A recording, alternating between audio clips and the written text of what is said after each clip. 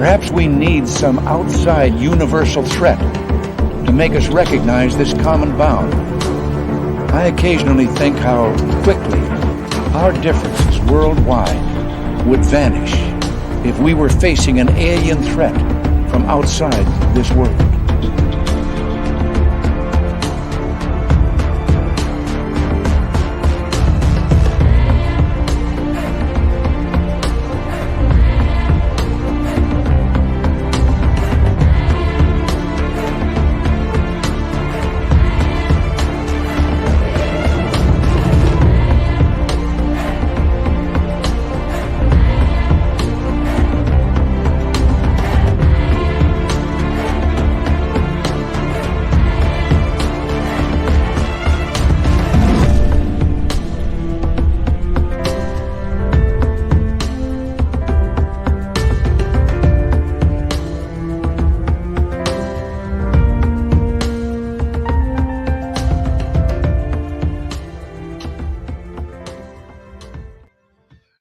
And welcome to Spaced Out Radio tonight. Look, I'm wearing headphones again.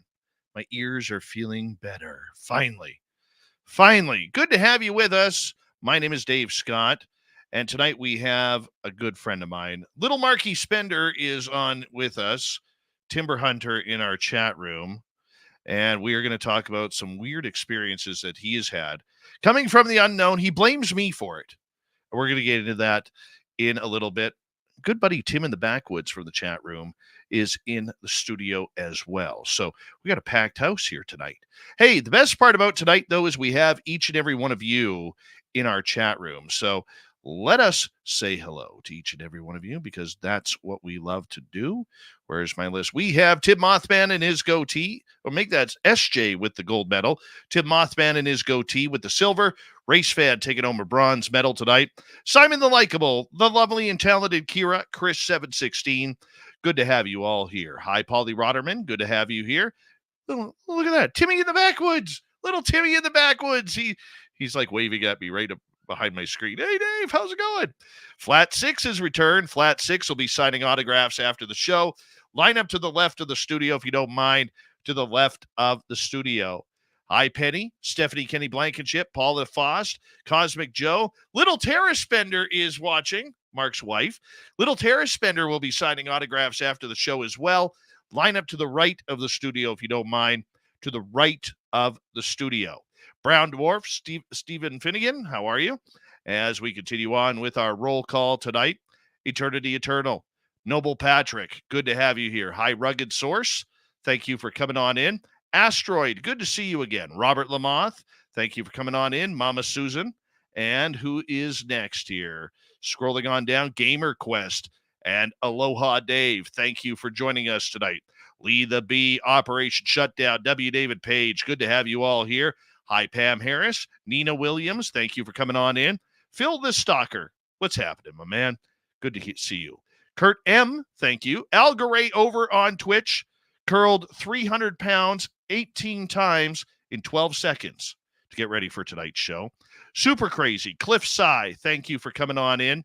Swamp Gas Jenkins, how are you? Susan Alloway, good to see you. So we continue on with our roll call. I am Pam. I am Pam. I am Pam. Hey, little Marky Spender, I am Pam. Yeah, I am Pam. Lee, thank you for coming on in. Blue Michael, welcome to SOR chat from the Dominican Republic. I get to put that on the map now. I got a pin for that. Hold on, I'm going to mark that down. Dominican Republic. Awesome. Thank you.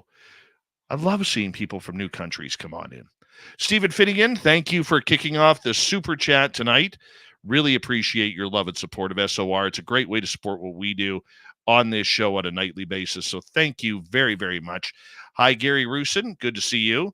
And who's next? Digger Dog, the Ferret. Good to have you both here. Jessica S. Thank you for joining us. Good morning, Body Tech from the UK, my fellow Commonwealther. Paul Nicholas, thank you for coming on in. And Phineas over on X, thank you for joining us. Good morning, Major Lee. Thank you for coming on in. Here we go with the radio side.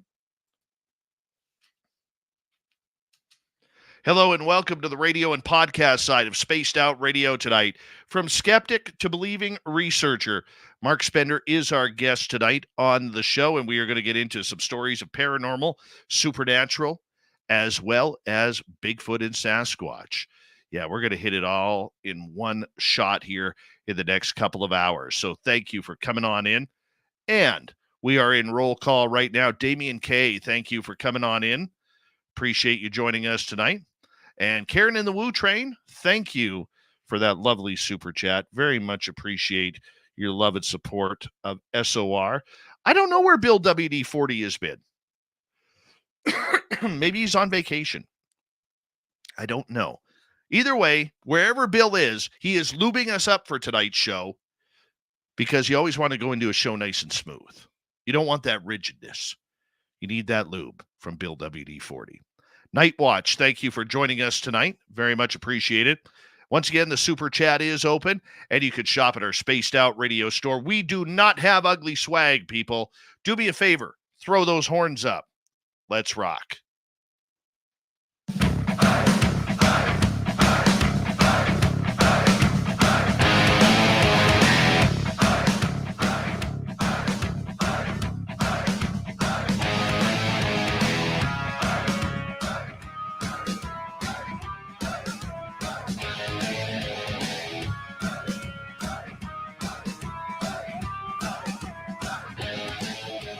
From the mountains of central British Columbia to you listening around the world, this, my friends, is Spaced Out Radio. I am your host, Dave Scott, sitting in the captain's chair of SOR headquarters. We welcome you to tonight's show on our terrestrial affiliates around North America, digitally on Odyssey Radio, TalkStream Live, KPNL. All of our archives are free. You can join us at youtube.com/Spaced Out Radio and every major podcast network. Our website, spacedoutradio.com. We have a plethora of features for you. Rock out to Bumblefoot, read the news wire, check out our swag as well. Tonight's show is brought to you by Chive Charities. Help make the world 10% happier by visiting Chive Charities today. You can find them on our website. We got a great show coming at you tonight. I love personal experiences. And my best friend, Marc Spender, is here. Never done a radio show before, except the night that I took the One Chip Challenge live on air. Yeah, he babysat me that night. But since then, you know, he's my Bigfoot partner when we go out. He is my mentor who says that if we ever get chased by a grizzly bear, he has no problem shooting me in the leg to get away. That's a true friend right there, everybody. A true, true friend. Then in hour number 3, we got Steve Stockton from Tales Untold. Robin Haynes will be here with the Cryptid Report. It's Dave 101 night, and we'll have the weird news of the week. Marc Spender, who's literally, for disclosure, he is my best friend. Lives just a couple miles down the road with me, and he's been an avid outdoorsman since as long as he can remember. Over the years, Marc has been a hunter, hunting guide, animal tracker, and a firearms expert. But in 2017, those outdoor skills were put to the test when he was shown a 15-inch footprint of Sasquatch. And we'll get into that story tonight. Since then, Marc has had a couple of strange encounters with the legendary Bigfoot, which he still questions whether or not the creature is real. Marc has also become a paranormal investigator and tour guide, and he's done a little bit of channeling that he never expected from the famous 108 Mile Ranch historical site, heritage site, where we do our ghost tours along with his beautiful wife, Tara. And we're just going to get into it right now. Marc Spender, welcome to Spaced Out Radio, my friend. Thank you for being here. I don't know why we've never done this. I don't know. We've just never come up before. I know. It's weird. Yeah. It's totally weird because, like, literally, you listen to the show almost nightly. Yep.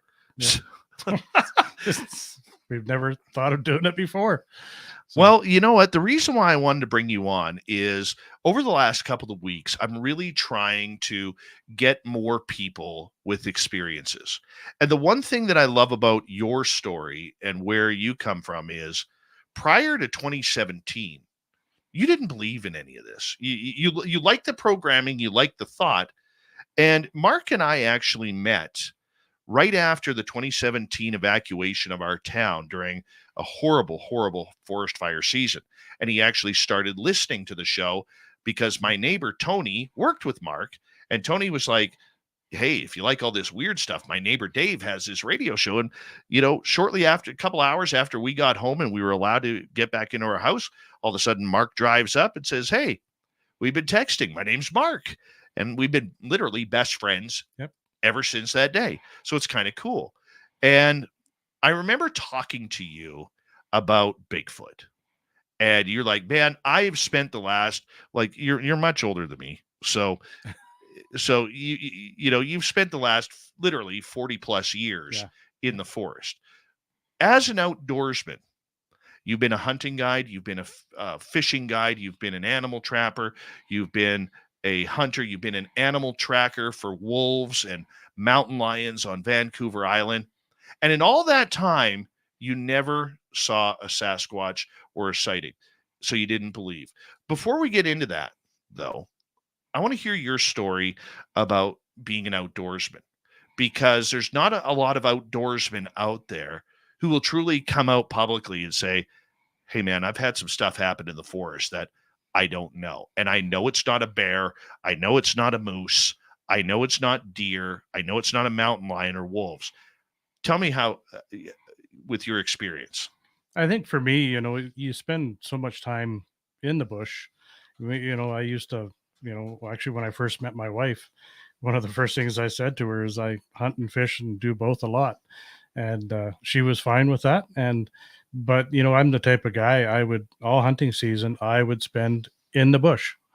That's all my free time was always in there. And, starting from a young age, I mean, I got my first 22 when I was 5. And it's been just a progression since then.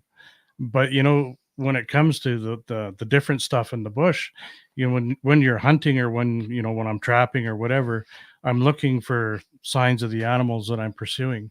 I'm not really open to the whole idea of what else might be out there. And then all of a sudden you start thinking about, okay, well, what is that? Like when you showed me the one track, and once we get into the story, but I sat there for a long time. But you don't, I guess maybe you're not open to, accepting that there could be something else out there. I remember you and I having this conversation a couple months afterwards, and we had a real dry season. We're going to get right into it right now. And I said, I could take you to the spot where we found an 18-inch print and a 15-inch print. So we got in the vehicle one day, we drove out there, and we walked in through the trees and the forest, and I showed you this 15-inch print that I still to this day don't know how it survived over a year in the wilderness. But the ground was so dry due to drought that all of the dirt hardened, and it kept the track right there. Not as clear as it was when I first saw it, but I remember you going down on one knee and you're scraping around with your finger on it, and you're looking at it and the detail of it. And the only thing that would come out of your mouth is, I can't believe this. What is this, Dave? I can't believe this. Because in your 40 years in the bush, that was your first footprint you ever saw. Yeah. What was that like for you? Take me through that. Well, at first, like when we're driving out there, of course, I'm expecting, well, I can probably maybe figure out what made the track. And then when we actually got to where it's at, I had to, I looked at it standing up, and then I got down on my knees, and if I remember rightly, I spent a good 15 minutes down on the ground. Absolutely. Trying to, I was trying to think, well, is there any deer tracks mixed in with it? Is there, because we have the horses out there, is there any horse track mixed in? And I couldn't, even as hard as the ground was, there should have still been evidence of another animal that could have made that track, but there was no other evidence. It looked like for the lack of better terms, a big human footprint. That didn't change you though, but how did it affect you? It opened, like, maybe, it kind of makes your mind think, maybe there is something, maybe because I haven't seen anything in the last 35, 40 years doesn't mean that the potential's not there. maybe, and it's a personal thing. Maybe I just wasn't allowing myself to open up to that acceptance of there could be possibly something else out there. And I can vouch for you being in the forest because I have literally learned everything in the forest because of you. And thanks to you now, I am getting a rifle addiction, which is completely your fault, 100% your fault. And yes, you are going to take blame publicly for Oh, this. yeah, 100%. Yes. Yeah, my Yeah. doing. Because the last couple of years I've been Marc Spender, and then I finally went to take the courses in Canada to get my firearms license.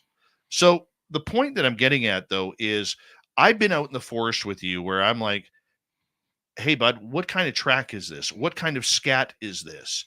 And you're immediate, like, you don't even have to think about it. You're just so hawk-eyed when it comes to what's out there in nature. And that's time in the forest. It is, yeah. It's time trapping. It's time tracking. Everybody thinks of hunting as just going out and shooting, but when it comes down to it, and going by my online name, Timber Hunter, because I spent a lot of time hunting the timber, and you're looking for tracks. It could be just in the moss. It could be the moss kicked up, or even in a mud puddle. You're always looking for tracks.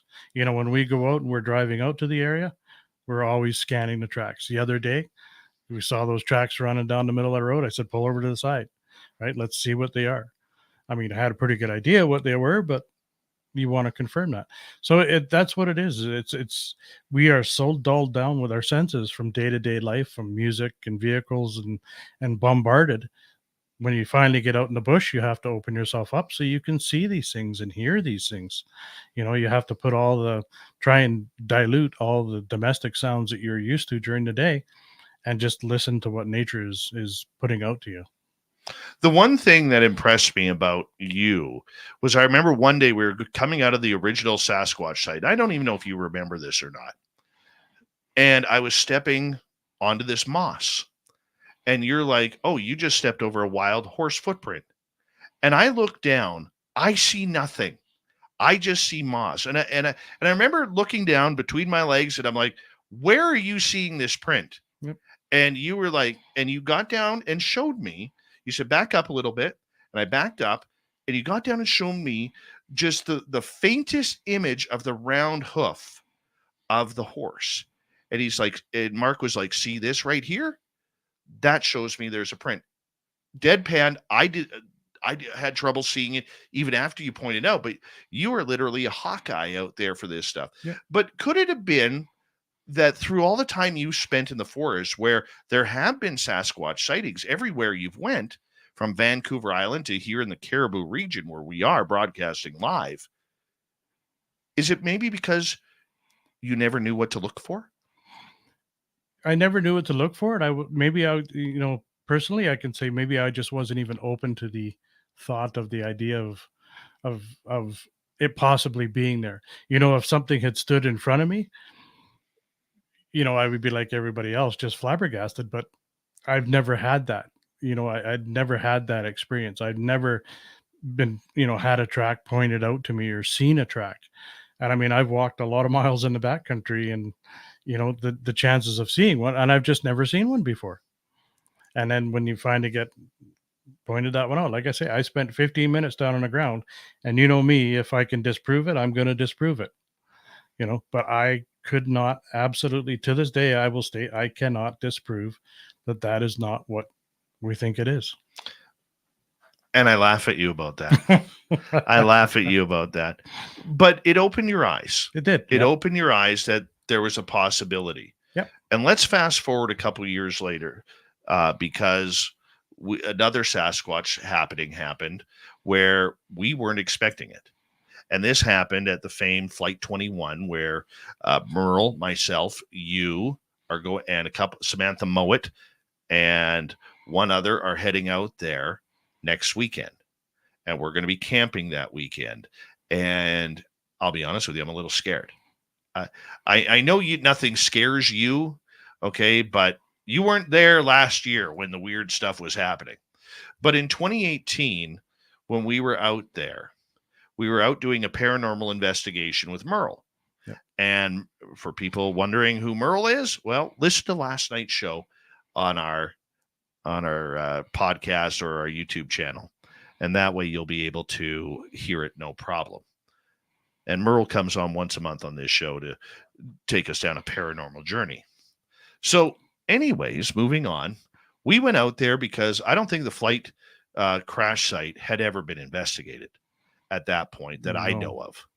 And we went out there, and you came in as our bodyguard. Why did you come in as our bodyguard?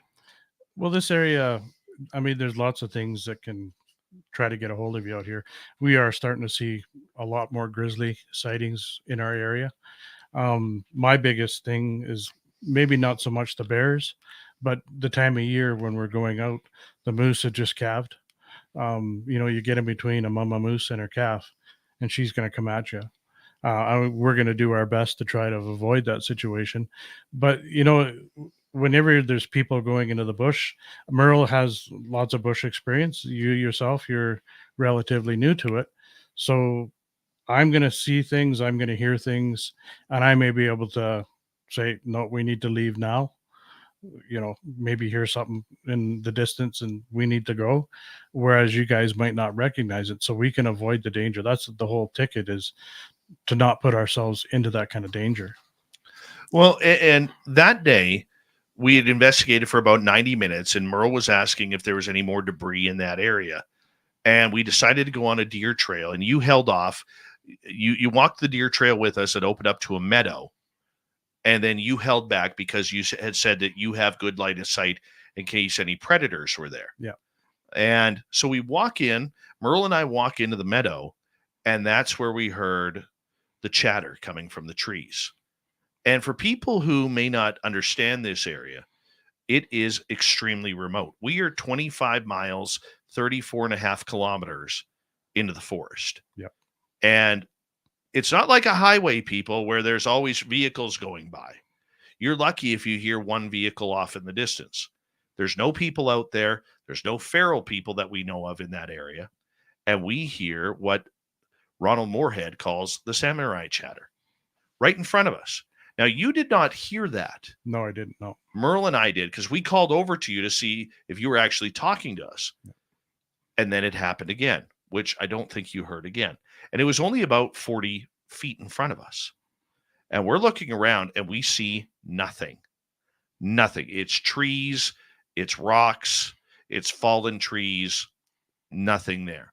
So we walk back to the other crash site to let Merle investigate more. We're like, well, that's weird. We don't even have Sasquatch on the mind at that point, do we? No, we were looking more for paranormal at that day. I think that we were looking more out there, but I do remember, I was standing there and I was about 50, 60 yards away from you guys. You guys are beside that rock and I was looking directly at you, and both of you turned and looked at me at the same time. And then that's when you asked me, what did I say? And I'm like, I didn't say anything, guys. I'm just standing here. So you guys thought it was me muttering something underneath my breath or whatever, but I distinctly remember watching both of your heads snap over towards me, and I was like, okay. But we make our way back down the trail. Little do we know, once we stopped, you go down into the cul-de-sac area, which was the recovery area from the crash site back in 1965. Yeah. I'm on the little knoll up by Merle, and about 15 feet behind Merle, there is a bunch of trees and some brush. And Merle, all of a sudden, starts hearing noises coming from that brush. Grunting, growling, branches shaking, feet stomping. Because I yelled down at you, Mark, bring the gun up here. We've got something up here. But at that exact same moment, what happened to you? Well, we had a couple different things that day, actually. But the thing that I remember about that day was I remember hearing something coming through the bush at me. And you were a little ways away from me. And actually, I think you turned around just in time to see me slip my pack off. And I shouldered my rifle because whatever was coming through the bush was coming quick. And It wasn't a four-legged, it was a two-legged. Okay, stop right there. How do you tell the difference between a two-legged creature and a four-legged animal? You can tell the difference going through the bush because it was almost like a swishing sound, like a forestry guy, like wearing rain gear, and you can tell bipedal from a 4 foot, and it's just the different sounds that it makes as it travels through. And this was 100%. This was bipedal, and it was coming quick. It was coming so fast that all I did was I was just in the process of putting my pack on. I dropped my pack and I shouldered my rifle because I wasn't sure what was going to pop out of the bush. And I stood there for probably 30, 40 seconds with the rifle at ready, and nothing came out. Did you see anything moving in the trees? Nothing. All I did was hear it. And I mean, I've been worked in industry all my life. My hearing is not that great. So if I can hear it, it has to be close, or it's loud enough to make it known that it's in the area and wants me to hear it. Merle and I immediately join you after that because Merle's freaked out. Yeah. I'm stuck in the middle. So I'm just following because I'm not going to stay up there with anybody. We don't know at that point if we're surrounded by bears or not. And the funny part about it is where Merle's was and where your encounter is happening, the exit is down the middle. It was almost like they were forcing us out. Yeah. Do you regret leaving? I don't regret leaving because my concern, especially with what I'm doing with you guys, is safety. And if you guys don't feel safe, your mind's not going to be on what you're doing. So we have to be on task, whether it's doing, a voice session or whatever, or if we're just asking questions and trying to get responses. But when everybody else is ready to go, it's time to go. And we can always go back, and we have gone back several times, and we've had other experiences there now. And I don't regret it. Was I ready to leave? I could have stayed. But then I'm the guy with the rifle. So I wanted to stay. Yeah. I will tell you that. I wanted to stay. I think we left because it was only about 5 or 7 minutes after those incidents that we decided it's probably best to go. Yeah. Because we didn't know what it was. Yeah. Were we being surrounded by grizzly bears? Was it? And there's one gun between the three of us for safety. Yeah. And safety first. It's always safety first. But to this day, I kick my butt. Knowing now what I know, I kick my butt that we left that day. Yeah. I really do. Well, we had the REM pod go off in the middle of the landing too. Remember that? It was sitting down on my pack. And then all of a sudden it started going off right in the middle of the landing. No explanation. I mean, there's nothing out there to set that off. And it started going off. Nobody was around it. We were all a good 10, 12 feet away from it, and it started buzzing. So there was something there that day. It was so strange. Yeah. So strange. We got about a minute to go before we have to go to break at the bottom of the hour. Marc Spender is our guest tonight on Spaced Out Radio. From Skeptic to Believer is what we're going with the title of this one. Marc, we had another incident going back there. We went back there a couple of years later, and we set up a gifting site. This story includes your beautiful daughter, Katie, who I know she's listening. So hi, Katie. How are you? Hey, boo-boo. Absolutely. And it involves a nickel. Yep. And it involves my son. And we're going to get into that story when we return because something strange happened in the middle of the forest involving a nickel, a 5-cent piece, your daughter and my son. And to this day, there are no answers as to what happened. But it's strange. And could it be Bigfoot? It might. And we'll tell you why when we return on Spaced Out Radio, because these are real stories from real experiences. A lot of people out there, Marc, will say, "Oh, Dave, you only make up these stories for ratings, clickbait, subscribers." But you've been there with me. I've been there for most of them, yeah. And you know they're true. Marc Spender is our guest tonight on Spaced Out Radio.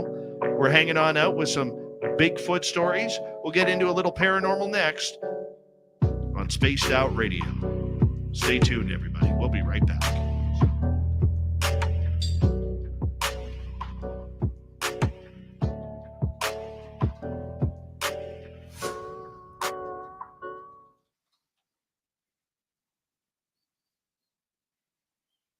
All right, we're clear. That was a fast half hour. It man. was. Is Jolene outside? No. Who just walked by the window? Oh, she might have the dog out there. I swear I just heard somebody walk by the Oh, window. could be. Dude, my place is haunted. This light was on again. Tim, you can verify. I can verify. We walked in here and I said, what was the first thing I said, Tim? Let's see if my Bigfoot light's on. And it was. Yep. Super Sidewinder, welcome to SOR chat. Brought his big feet in just in case. Nice. We got a bunch of new people here. So thank you for tuning in. If you haven't subscribed yet, please do. We are here 7 days a week. So nice to wear headphones again. So nice. S for Met, how you doing? Timmy, you having fun? Absolutely. I didn't think it would go this fast. I was like, wow. Yeah. When you start getting into the stories, and it's just like we've got so many stories we We can do, tell. man. We do. You know? A nickel.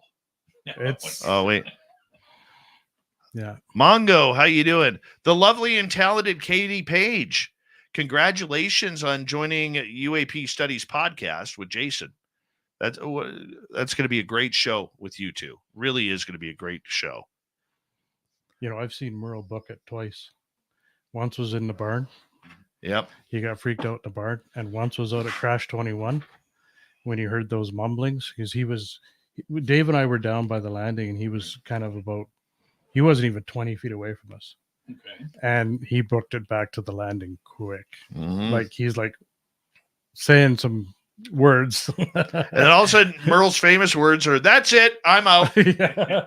That's it, I'm out." Yeah. Jorgensen, how you doing, man? Dave and I went up there after we were shooting that day, and dead quiet, right? Absolutely. Yeah. Tim couldn't believe, if you haven't heard Tim and I drove Tim up to the crash site. What was it, a week ago? 2 weeks ago, whatever. 2 weeks ago? Yeah. And Tim couldn't believe it. Dude, there was not even driving in, you stop and you get out and you have a stretch, and you would hear the birds. Get to the crash site, there is not one bird, man, making noise. Yeah. Not one. And it's been like that a lot of the times. It's almost like there's like a dome over that area. It's so weird. Well, if there's no birds in the area, I mean, it's like the soldiers say, have trust in the birds. If there's birds in the bushes, you know that there's no humans in there or nothing in there that the birds are afraid of. So if you're not hearing birds, Yeah. I mean, anywhere we go in our bushes, I mean, you've got birds chirping outside your window right now. There's birds everywhere. And the squirrels were quiet. Hmm. Except for one way off in the distance. Dude, but it was a peaceful feeling up there. Mhm. It didn't feel. We got to start spending more time there. Like literally more time there. Because there's something happening there. I don't know what it is, but it's really, really terrifying when you think about it.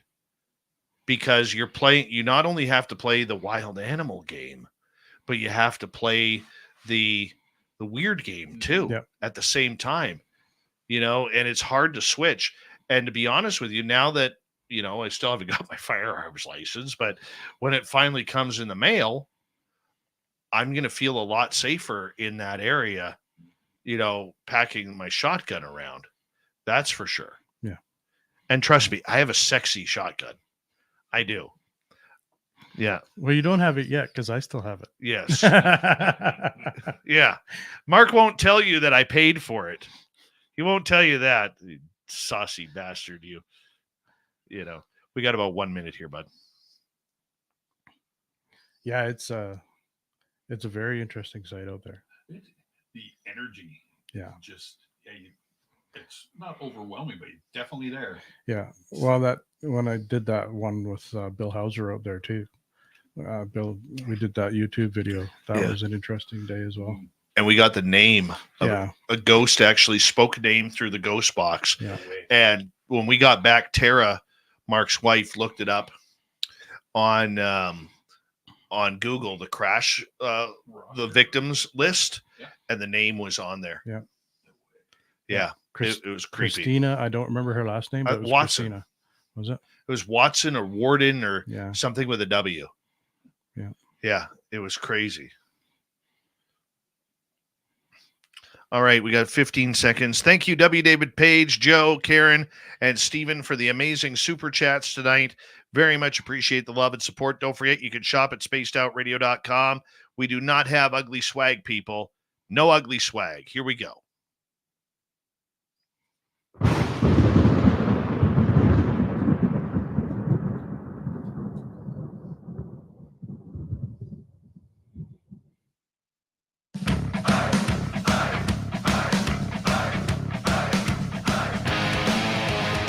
Here we go with the second half hour of Spaced Out Radio tonight.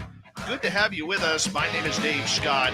Always bringing the woo to you as we're talking Bigfoot and paranormal encounters with our guest, Marc Spender. Before we bring Marc back on, I want to remind you that you can listen to our archives. They're always free on any major podcast network or on YouTube. Just hit subscribe or follow. That's all I want in return. I think that's a fair deal.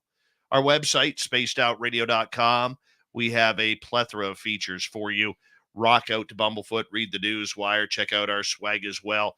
Follow us on X at Spaced Out Radio, Instagram at Spaced Out Radio Show, and on Patreon in the Space Travelers Club. My good friend, literally my best friend, we call him Little Marky Spender. He's here with us tonight because this guy has gone from outdoorsman, hunting guide, animal tracker, non-believer in anything supernatural to paranormal, and now this guy's on the woo train. He's on the woo train. And right before the break, if you missed it, we were talking about an incredible Sasquatch sighting, or encounter, pardon me, out at Flight 21, which is a crash site up here in central British Columbia that happened in 1965.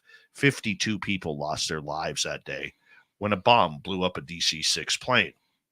And now that area in the middle of the forest where no people roam, we believe the ghosts and their bodyguards, the Sasquatch, are still there. So going back to 2020, Marc, we teased about a nickel. Yeah.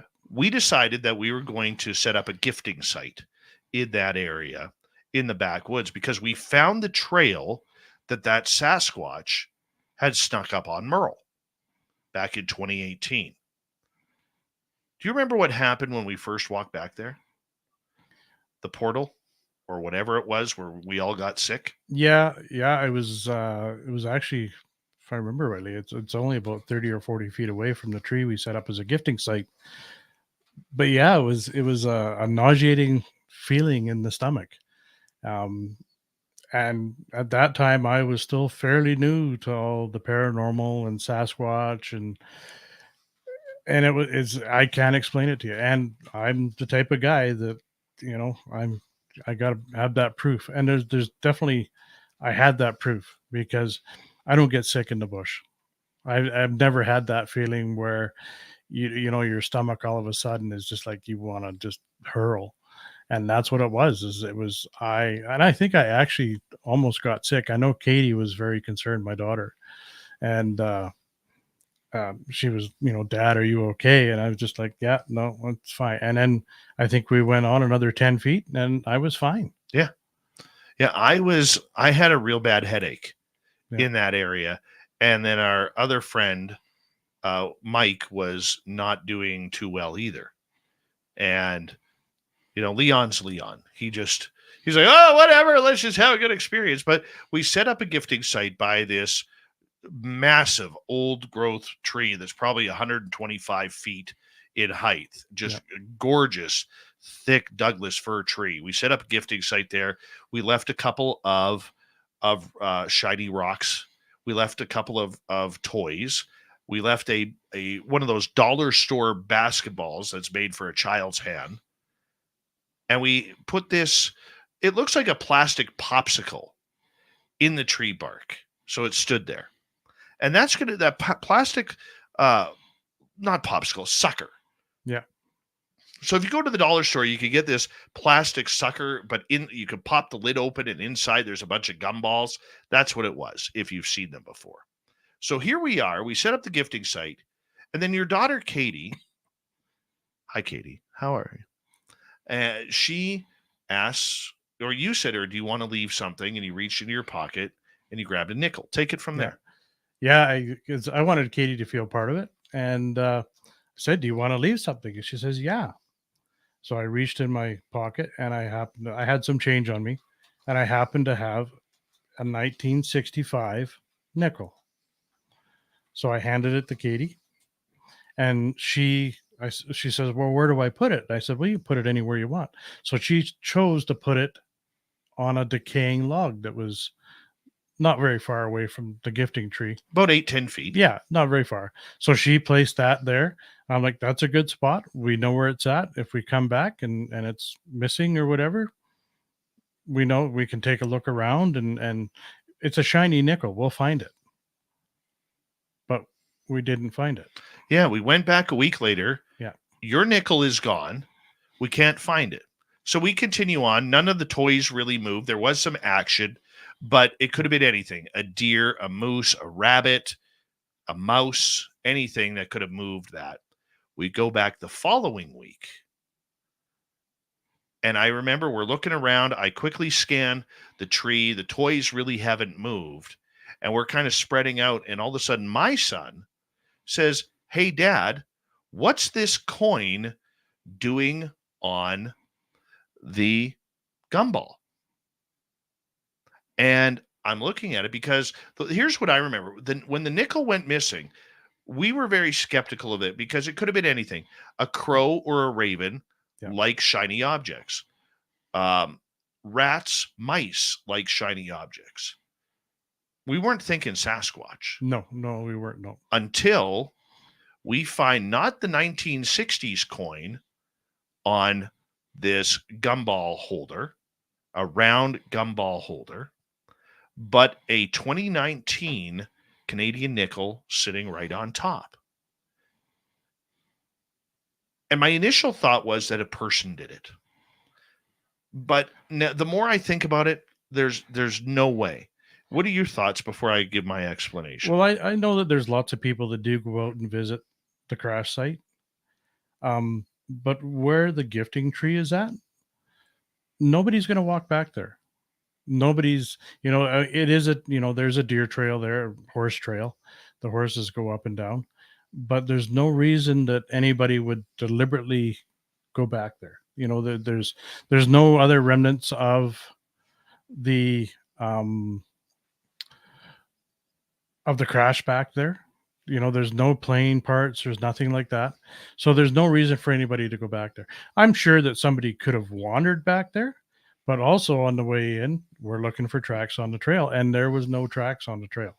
No. The only thing that had been in there at any time recent was horses. The one thing that Science Bob said to me when I told him this story, and I sent him the photo of the coin on the plastic ball, is he said, "Dave, you're missing something here." I said, "What is that, Bob?" He goes, "As a human, we do not take objects and put them on areas where they could immediately fall." Okay, so with this nickel on this round sucker-like object, plastic object, anything could have taken that nickel down. Could have been a tree branch falling, a bird flying by, an animal knocking it over, another person knocking it over if they found the area, which it had been spotted before by people. Okay, it could have been snowfall. It could have been wind, rain, hail. Anything could have taken that down. And Science Bob said to me, he goes, "Dave, if you take your cell phone, you're not going to put your cell phone on the edge of a counter. You're going to make sure it's secure. That's human nature." He goes, "That coin is not in a safe spot. So whoever put it there or whatever put it there for you guys to find it." And it was a 2019 coin, not a 1965 coin. That's the puzzling part to me. I mean, the reason I remember that coin is it's a different nickel than what we have now. And I remember because I pulled it out of my pocket, I looked at it, And I showed Katie, I said, yeah, look at the date, because old coins are interesting. Not that 65 is that old. Well, the interesting part about the 65 is the crash happened in 65. I never thought of that. Not weird. Yeah, and the 65 nickel was pure silver. Yeah, I'd never ever, that had never crossed my mind. I never knew until this tonight. Yeah. I didn't know it was a 1965 coin. I Yeah. knew it was a 1960s coin because Yeah. that's what you had told me, but you never told me it was a 1965 coin. It was, I distinctly remembered it was a 1960. I probably still have a picture on my phone somewhere of it, buried in the thousands of pictures, but So we find the new coin. We go back a week later, and that's where we found the fingerprints on the basketball. Yeah. What was your thoughts with that when you looked at that? that one's a hard one for me. I mean, yeah, they were fingerprints. I can't see a person. We do have burnt trees in our areas, but there's no burnt trees in that area. So whoever handled that ball would have had to have dirty hands. The one thing that I remember, because I grabbed the ball and I took a picture of it, is that whatever was on that ball with that looks like fingerprints, okay, they were greasy. And from people who've had encounters with Sasquatch, where they've found fingerprints on cars or on windows or other objects, they proclaim that the fingerprints were very greasy. Very greasy. And due to my non-scientific background, I screwed up because my hands were cold. I screwed up. My phone, as I'm trying to take a picture of it, slips out of my hand. I go to catch it and bring everything to my chest. And what happens to be pointed towards my chest?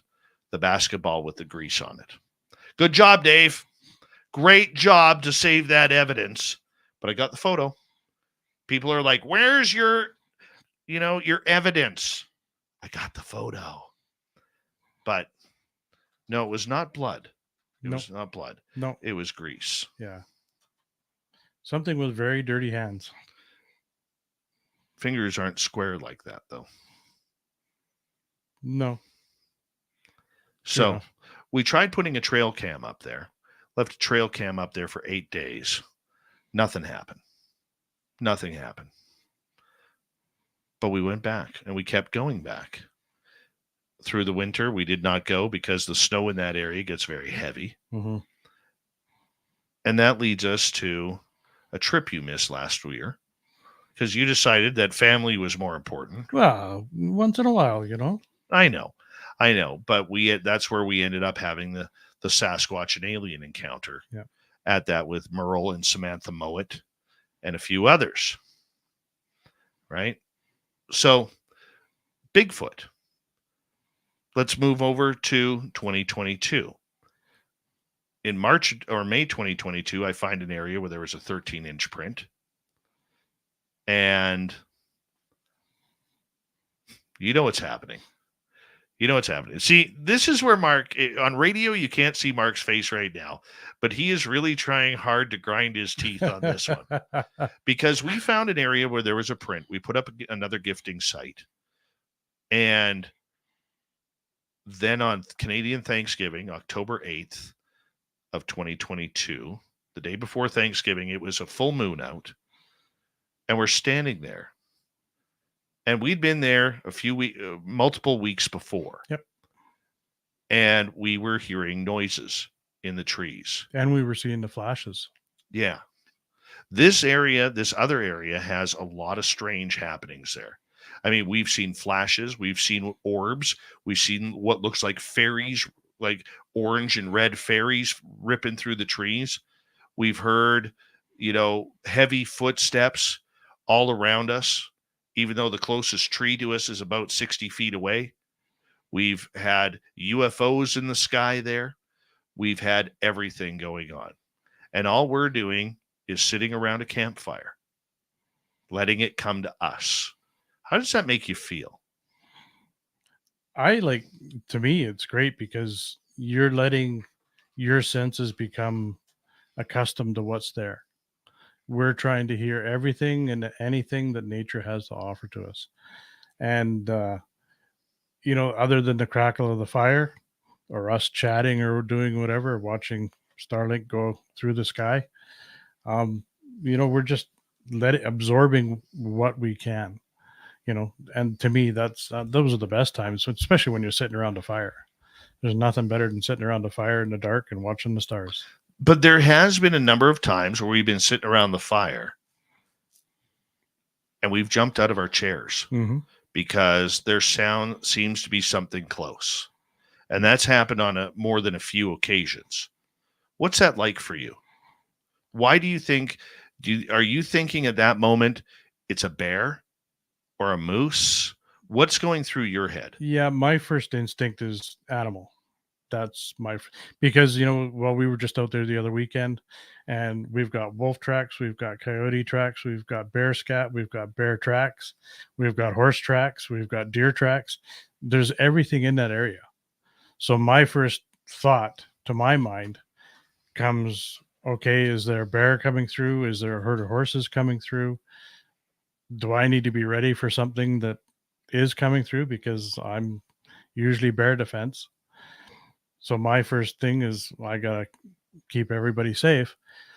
And then when it doesn't come out, then you start thinking, okay, well, what does that mean? What is it? What does that mean? It doesn't come out. Well, usually, if it's the horses will probably come out and investigate the fire, see what's going around. If it's a deer, you're going to catch them on the edge of the edge of the light. And we're using our flashlights too. But, you're not seeing eyes in the bush. If there's something 50, 60, 80 yards out, we've got good enough flashlights. We're going to see a shine of eyes. There was none of that. So it's not coming out to us. It's not making itself visible to us. It's not allowing us to see it. So whatever it is a master of camouflage. Would a bear allow us to see it? You would see the reflection of the eyes. Okay. Yeah. So on this particular night, it's a full moon. It's about 9:45 at night. It's dark. We have the fire going. We have 3 vehicles there. But you decide to go for a walk. Yep. What happened? If I remember rightly, I just went. I wasn't even that far from the truck or from the campfire. It was just in front of the trucks. And I was using my flashlight and I was scanning. And decent flashlight. And I was standing and going through and watching different areas. And what I'm doing is any hunter that's out there will know that you have all sorts of shapes, but what you're looking for in the forest is horizontal shapes. Trees are vertical, animals are horizontal. So that's what I'm looking for, is I'm looking for horizontal lines. When you find it might be a log, it might not be a log. And what I saw standing there was a head and shoulders and a torso. And I had my light fixated on it, which is when I called you over. And I said, Dave, come look at this. Did you? I thought I recalled you saying you heard, as you were scanning, you heard like a tree branch break or something that led you to that area. Yeah. Well, I was kind of looking just down the road. I don't know if I was kind of looking in a direction that we'd seen the flashes from the time that we visited before. I don't remember hearing a tree branch, but I do remember seeing the head and torso and the arms. And it was standing there, and it took you, I watched it for 30 seconds trying to point it out to you. And it was standing there. It was, I want to say plain as day, but it was definitely there. And my son came over with me, and he saw it. Yeah. And this is about 80 to 100 yards from us. Yeah, about 80, yeah. About 80 yards. And we had a good judgment there because there was a growing, very tiny, thin evergreen tree that's now about 10 feet tall. But this thing was only about 8 feet tall that year to judge this on. And I remember saying, what are you looking at? And you pointed, and I went, oh my God. And it was above the tree. It was above the tree. Yeah. And it was big. Yeah. We watched that I didn't move my light at all. I kept my light right on it and we watched it. It was a good while. And then all it did was it looked like it crouched down and it was gone. Just like that. And this is what I've explained on this show before. If it went to our right, its left, we would have seen it, number one. 100%. But number two, we would have heard it because it had to go over a bunch of broken logs. Yeah. If it went to its right, our left, it would have crossed the logging road and went up about a 7-foot embankment. Yep. If it went backwards, we would have seen it fade out into the darkness.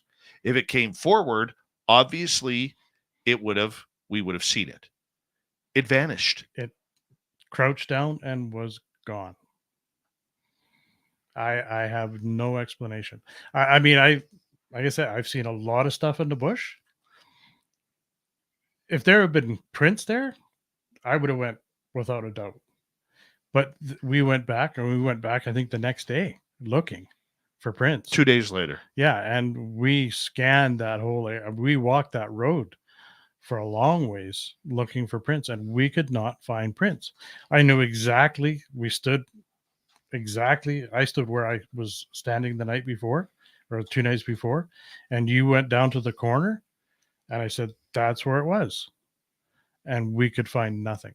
And it's soft soil there. It's the roadside edge. There's the bank. If it had crawled up the bank, we would have saw prints in the bank. There was nothing. The roads were muddy. Not a single print. There was nothing. But yet, in another area, closer to the vehicles, we found the two 16-inch tracks. And what was interesting about it is they were both left-footed, about 30 feet apart. But look at the other track, too, from earlier. Just one track. Yeah. And in that ground, I mean, it was hard, but there should have been 2 tracks.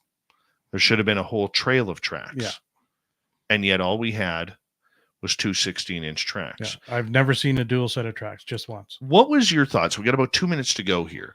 After that creature disappeared, about 15 minutes later, his buddy, Ric Flair, starts going, woo, way deep in the forest. It's at that time, I think, I was still trying to process. Did I just see what I was seeing? And for me personally, I'm running through all the things that it could possibly be. Bear, it wasn't a bear. I've had bears stand up in front of me 20 feet, 100 feet, 100 yards. I know what a bear looks like when it stands up in front of you. That was no bear. For me, I was trying to just process. I was running through all the scenarios in my head to disprove it. And I have to say, to this day, that I mean, this is years later, I still cannot disprove it. Why does that bug you? Why will you not accept, with a minute to go here, why will you not accept that you had a sighting close up with Sasquatch? For me, it's I saw it with my eyes, but if I had seen it with my eyes and walked up there and there was a track or 2 tracks, no doubt, 100%. I would, yeah, count me in, woo train, whatever you want to call it. I'm on board. Because we didn't see the tracks, that's the part that bugs me. What's there that can't leave tracks? We all leave tracks. Or just vanish. Yeah. Gone. That's what bugs me. But the fact that 15 minutes later, whatever it was we saw, we believe it was a Sasquatch, but deep in the forest where there's no people around. Yeah. Okay. We hear this, woo. And then 15 minutes later, there's a second woo, but it is much closer to us. Yeah. That's not people. No, and we had gone out there another time after that, and we had heard something hoot. Yes. And we disproved that to be owls. But that night, whatever that was making that noise was no owl. There's a difference between hooting and wooing, and we got wooed. Marc Spender on Spaced Out Radio, Hour 2 of Bigfoot and Paranormal coming up right after this. This is Spaced Out Radio with host Dave Scott.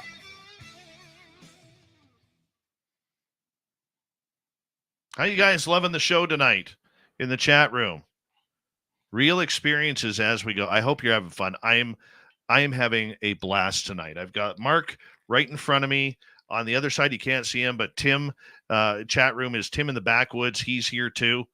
And Tim, you having a good time? Awesome. Yeah, Tim was planning on going home. I have a feeling he's sticking around for another hour. Yeah, probably. Yeah, probably. We're going to take a quick break here, and we'll turn Mark's camera off. We're going to take a quick break here. We'll be back in a couple of minutes, guys. Yeah, everybody's loving this, guys. Everybody. It's it's real stories. It's It totally. for me, I just, if I didn't have it happen, I wouldn't say it. That's just me personally. Yeah, come on out, Mark. You have one experience, all of a sudden you're fucking superstar. You having fun? Oh, yeah. You're doing great, dude.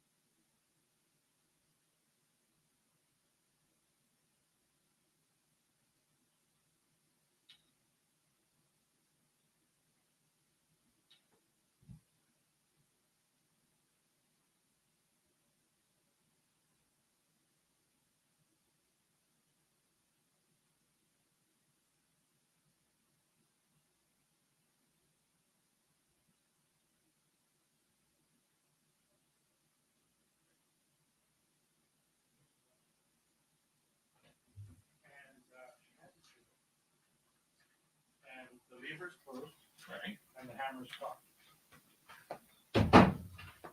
So I'm like, this is kind of weird. All right, we are back. I go to open it up. Mark's telling a story here. And I can't. It's so rusted. I can't open the action on this rifle. Okay. So she says, I said, where did you get this from? Mm-hmm. She said, well, it was found up west of Williams Lake. The rifle was on the ground, and a cowboy boot and a bone sticking out of the boot. No way. Yeah. Oh. So I said to her, I said, not that there's a very good chance of it, but I think that the condition of the rifle that's in right now, like the state, Mm-hmm. there's probably a round in the chamber because the hammer's back, Mm-hmm. but I can't get in there to unseize anything. Great. So, but yeah. All right, guys, we got about 30 seconds here.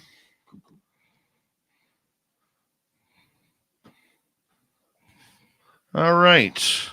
Thank you tonight to Stephen, Karen, Joe, and W. David Page for the amazing super chats. We're going to try and fit in some audience questions this hour. We got a lot to talk about with Mark, and stay tuned, everybody. Here we go.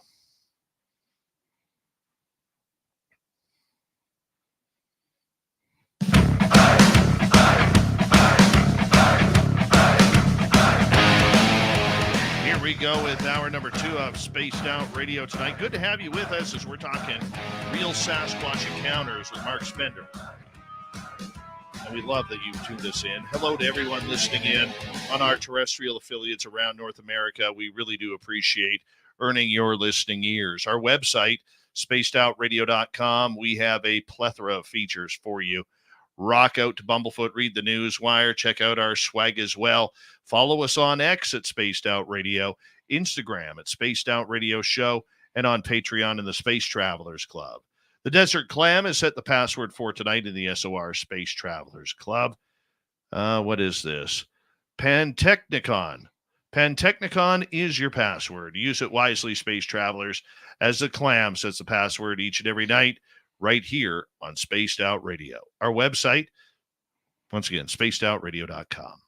Marc Spender is a hunting guide, an animal tracker, an outdoorsman extraordinaire. He is a gunsmith, a gun expert, a hunting expert, and he's gone from skeptic, not believing in Sasquatch, to now he's thinking there's something out there. Mark, right before the break, we were talking about an encounter in 2022 where we saw about a 10-foot creature standing about 80 to 100 yards away, and how his friends started whooping us and wooing us a little bit closer than that. When you look at everything that has happened with those incidents, and you and I and others being in the forest, where all of a sudden you're hearing strange things in the trees, what's changed your mind from going from there's no way this Sasquatch thing exists to now thinking, I think there might be something out there? You know what? All my life, I mean, I'm a skeptic, but the only reason that I'm a skeptic is because I need that hard proof. To me, that's what it's about. Footprints, nickels going missing, a visual sighting. I've had lots of stuff happen in the last few years that I just don't have an explanation for. And to me, it's I'm still a skeptic, but it's kind of like Merle, like Merle is that investigator and he wants to prove it. He has to prove it. And that's where I'm at, especially when it comes to the outdoorsy kind of stuff, is I need that proof. I want that proof. And that's what I desire, is that proof. I want that hard evidence. As you are searching for that evidence, would you say now that you do have some sort of belief that there may be something impossible in the woods? I do have the belief, and I have the side of me that wishes. I mean, I'm sure everybody has the same wish. I wish one day that I'm standing there, and right in front of me or reasonably close to me, out pops and it's standing there looking at me. I mean, a lot of people will come on, especially online, and go, well, would you shoot it? Absolutely not. Not a chance. I would be so struck. I would stand there, and honestly, I'm sure that the encounter would be over, and I would still be standing there just going, wow, really wow. A lot of people will say, now that you've kind of gone officially public with your stories, a lot of people will say, why aren't you taking pictures? Why aren't you grabbing a camera and videoing this stuff if it's around you? Why should we take your word at this? When we're out doing this, I mean, I'm sure that you could wear a camera 100% of the time. Do we wear cameras all the time? No, we don't. For me personally, I don't feel a need that I have to prove to anybody that I have seen this.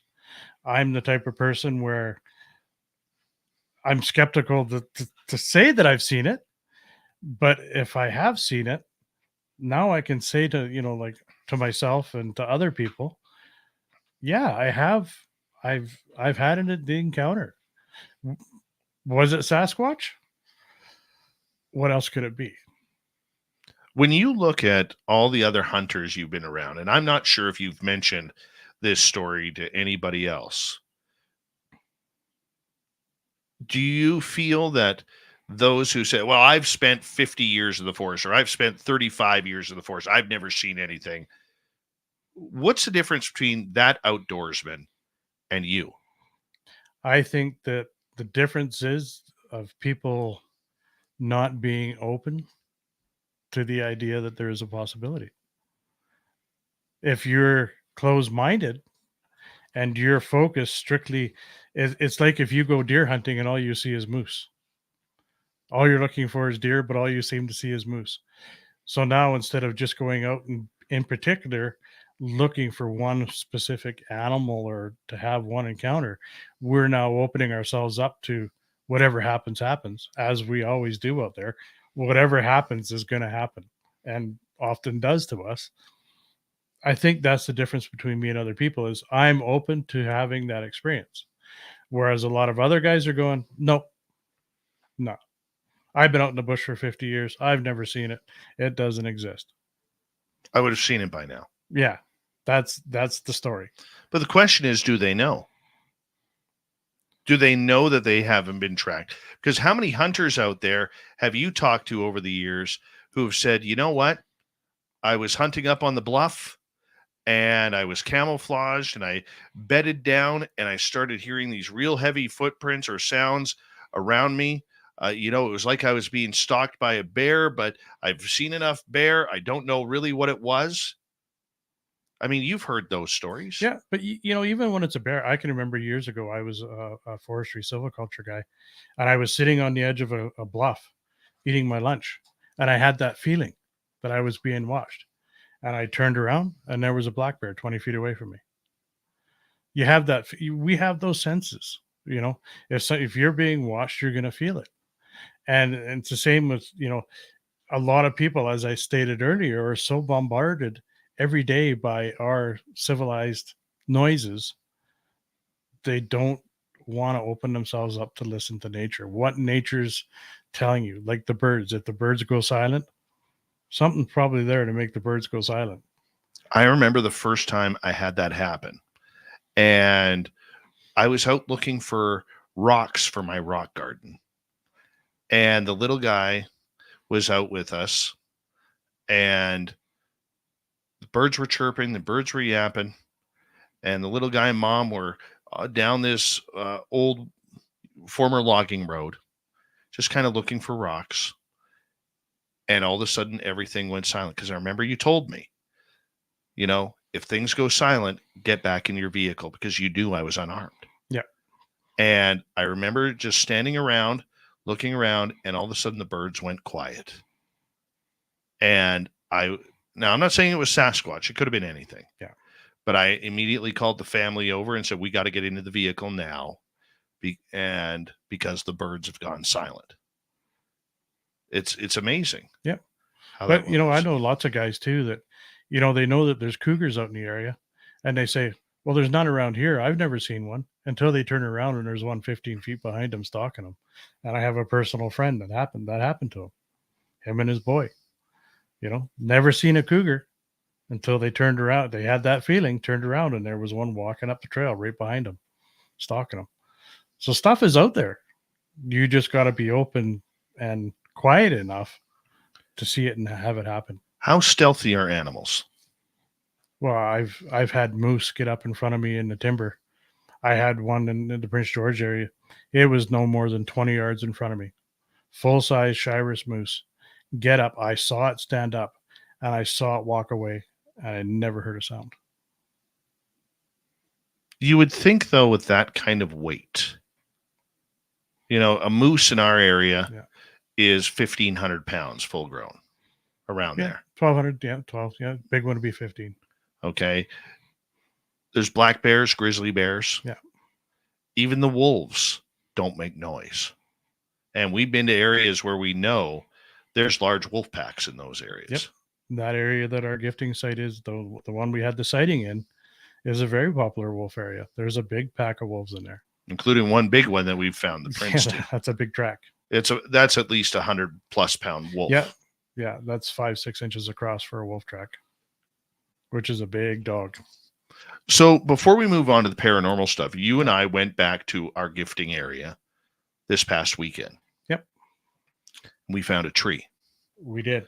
Now, we have been to that area, 60, 70 times? A lot, yeah. Over the last 2 years, about 60, 70 times. I think that's a fair number. Yep. We've never seen that tree bent over. Explain what you saw. Well, when you first called me over, bent tree.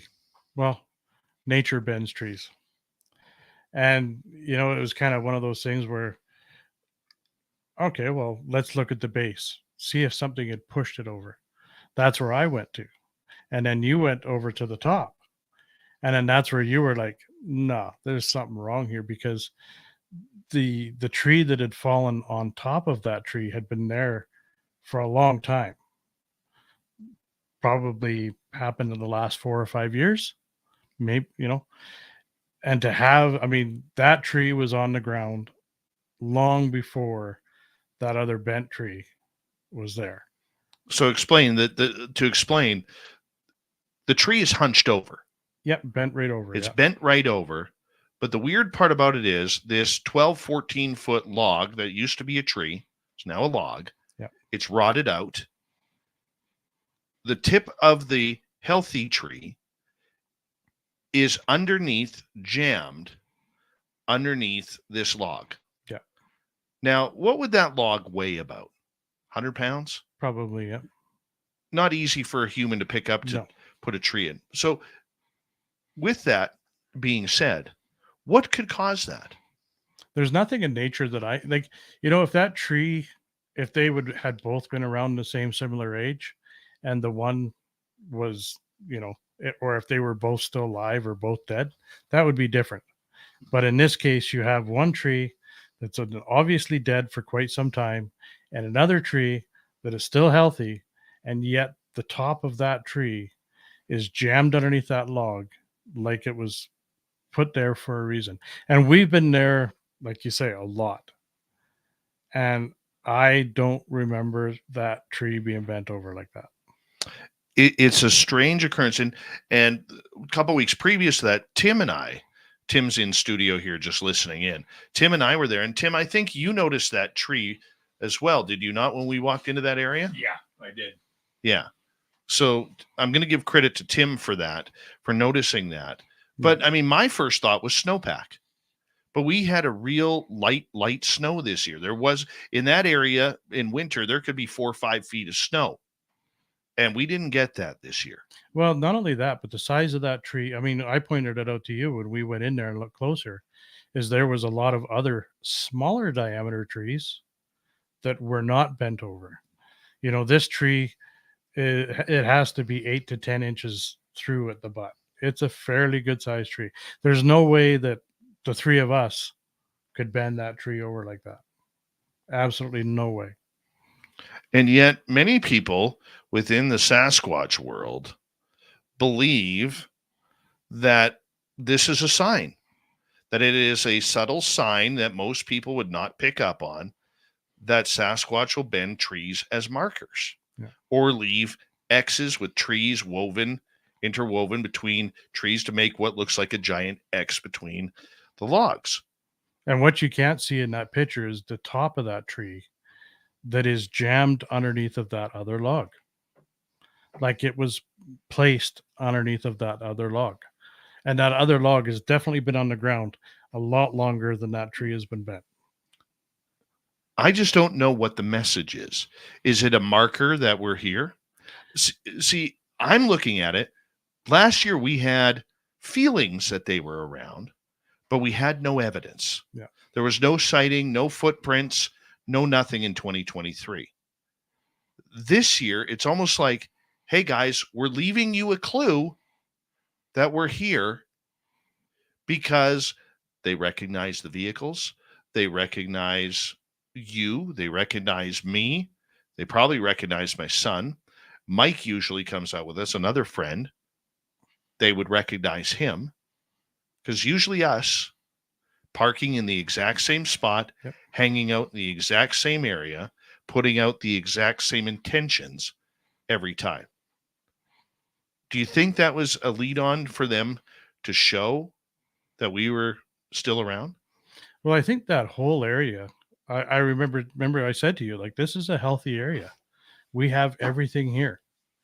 Everything is in this. This is a very active area, animal wise. And then with our sightings and the tree, and there's a lot going on there.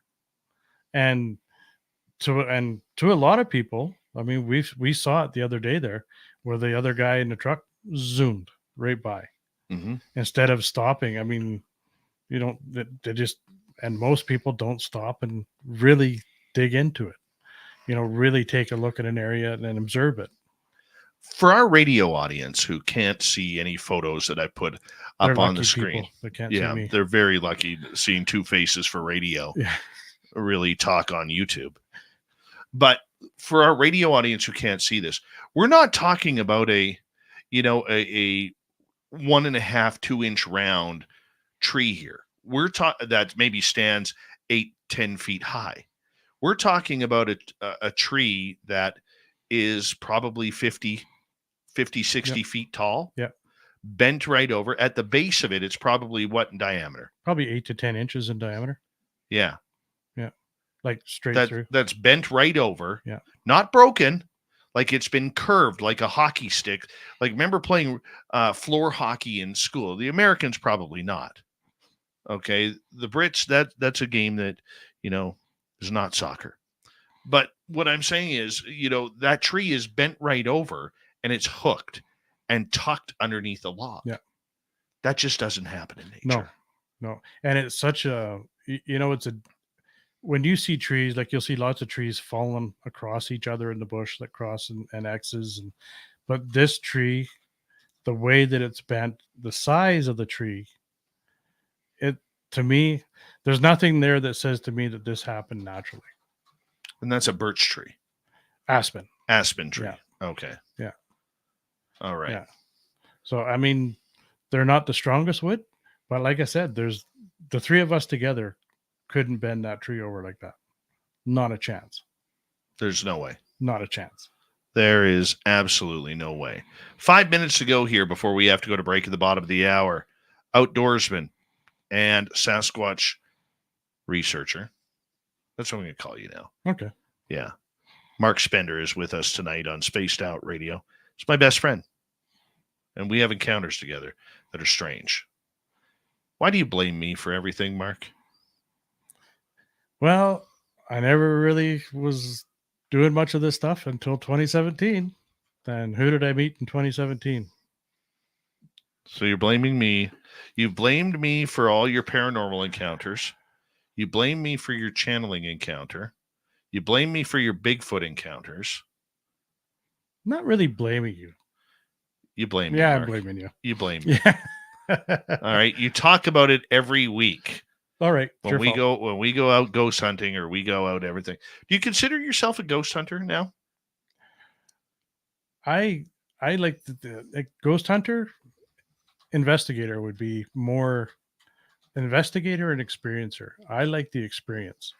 When we do the tours, um, the biggest thing for me at the end of the night is after the tour is done to have people come up to me and say, wow, that was great.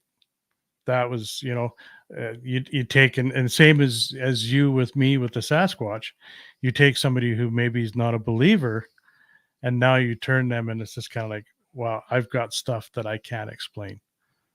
And when you have that, that's the start. So for people to inform them, at our local heritage site, which is a nonprofit museum, you and your beautiful wife, Tara, have for the last number of years helped me do the ghost tours at this museum. And we've had some pretty incredible experiences. You've been attacked. Yep. You have been had some incredible encounters with ghosts in that place. Were you a believer in the paranormal prior to that? I'd always believed, you always, my own beliefs are that there was something after, but without having, I mean, anybody can watch a TV show and go, well, is it real? Is it not real? But until you actually have that firsthand experience where you're left going, wow, I have no explanation. I can't disprove that. And we've had that multiple times now. And I've had it where I've, had something done with a tour group, and, you come up and, okay, we're going to do how we do an investigation. And then to have somebody at the end of the night come up and tell you that they were at where that incident happened and you were 100% correct. To me, that's validation that my skills for investigating and experiencing are at a good level.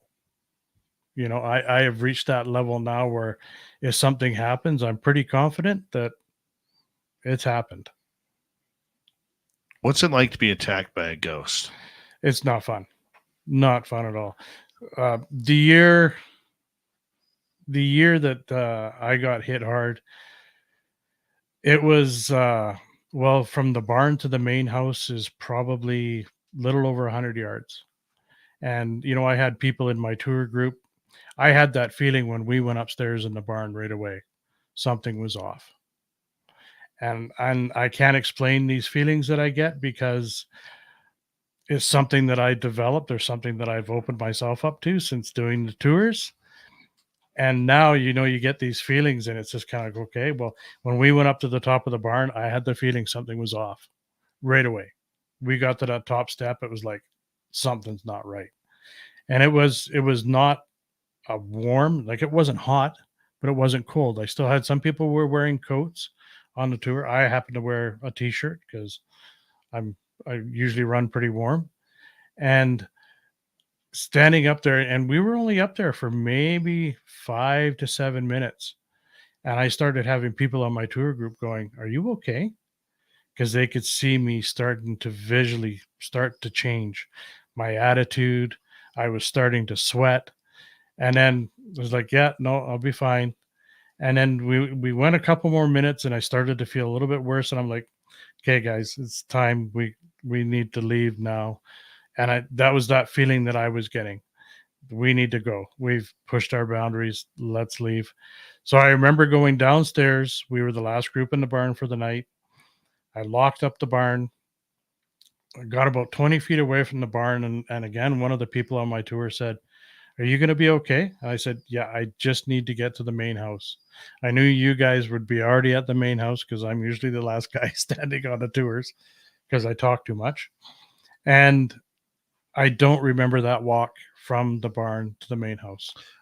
Marc Spender's Paranormal Encounters and Investigations coming up here from Skeptic to Believer. This is what it's all about. All it takes is a couple of strange experiences.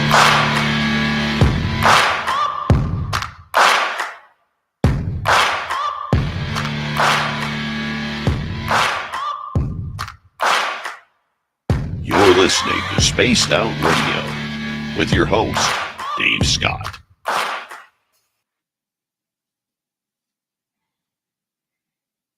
All right, we're clear. Going by fast, eh?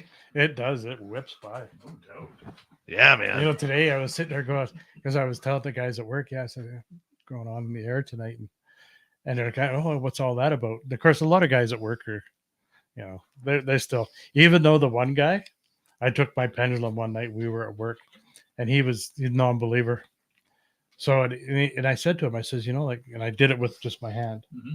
And I said, well, here, let's try this. And I rigged something up so that I was not holding my pendulum at all. I had no contact with my pendulum. All I did was put my hand underneath the pendulum, and I said, show me yes. And my pendulum starts going like this. And I said, stop. And so it goes stop. And then I said, show me no. And it goes like this. No way. Right. I had no contact. And he's just like, Right. Yeah. yeah. The site last year was just phenomenal for me. Yeah. Just absolutely phenomenal. So, but we did a lot last year. Yeah. Flight 21. We did a lot. tours. We did a lot previous year though, because we weren't doing the tours. Yeah. That was a lot of fun. Yeah. Tours kind of into our Bigfoot time. You know.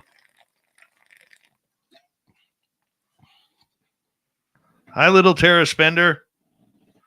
For you tuning on in, there you go. Mm-hmm. But no, this even this year so far, you know, we did that tour 2 weeks ago now, I think it was. Yeah. You know, it's really fun being able to do the tours with Tara this year, Yeah. because we can combine, you know, we each have different stories, and Yeah. you know, I have a few more experiences. Sure. But it's neat because, you know, if you have slack time where there's nothing happening in the house, I tell stories about Flight 21. Mm-hmm. You know, stuff that's happened out I there. think you did that on Halloween night when we Yeah. did that tour with you. Yeah. That's right. Yeah. And it's interesting. It's all encompassing. Yeah. Yeah. Yeah. I like it. You know, when we did the Paracon that one year, and then we went down to the road there at the bottom, which is part of the original Gold Rush Trail. Mm-hmm. And we were standing there, and I mean, there was 10 of us. Yeah. 9 of us. Yeah. And like most of us had K2s. Right. And we're standing there, and it was like a horse in a wagon came by us, and you could watch the K2s light up. So the first one would light up, and then the second one would light up, and the first one would go out, and then the third one would light up, and the second one, Like a carriage was walking by yeah, us. and That's it was so cool. and it was like it was on a loop. Oh, okay. You could stand, and then the girl, Well, I got pinched yeah, when we went down the one way. I got pinched right on the collarbone. Oh, wow. I'd never been pinched before. I got grabbed at the site a month ago now. We were walking by the one, it's not it's a little store there, the telegraph office. Yeah. And it was like somebody grabbed me by the temples, and it was strong. Weird. Like, because we were there with Pauline and Phil. And it's funny because Pauline had walked, she was about 10 feet in front of me walking by the building. Mm. And I was walking up to the building, and I started to feel not right. Right. And then Pauline, all of a sudden, she's like, she still starts looking off to her right towards the building. And I'm like, you're getting that, right? Right. And she wasn't watching me. Like, she was ahead of me, and she's like, off to the right. And I'm like, yeah. And then I went around, and I come up right beside the house, and there's a window there. Right. And whatever, I think what it is we have the picture of that one guy downstairs in the barn, Mm-hmm. and he looks like a logger. He's got his sleeves rolled up, and he's Right. got the white, we call them schedulales. Because whoever had me, strong dude, Really? Eh? like made me feel not good. Yeah. Yeah. No thank you. Yeah. We got about 1 minute and 15 seconds, guys. 1:15. But it's amazing. I mean, the amount of activity there that, you know, whether you're an Agnes believer or whether you're not an Agnes believer, but, you know, for me personally, I can say that twice now I've had that interaction. No. That night with Jamie, when she got attacked upstairs in the barn. That was fun. That was That was scary. fun. Yeah. That was scary fun. Yeah. Yeah. Scary fun. Hey, hard to believe I actually have people in studio tonight. Hi, Laura Lee Seaton. How are you? We need a coach. We need a studio coach. Yeah. Yeah. Yeah, that's all we need in here is a casting couch. Thank you tonight to Karen, Joe, W. David Page, and Stephen for the amazing super chats. Very much appreciate the love and support. Don't forget you can shop at our Spaced Out Radio store. We do not have ugly swag, people. No ugly swag. So go check it on out. We're going to get going here in 3 seconds.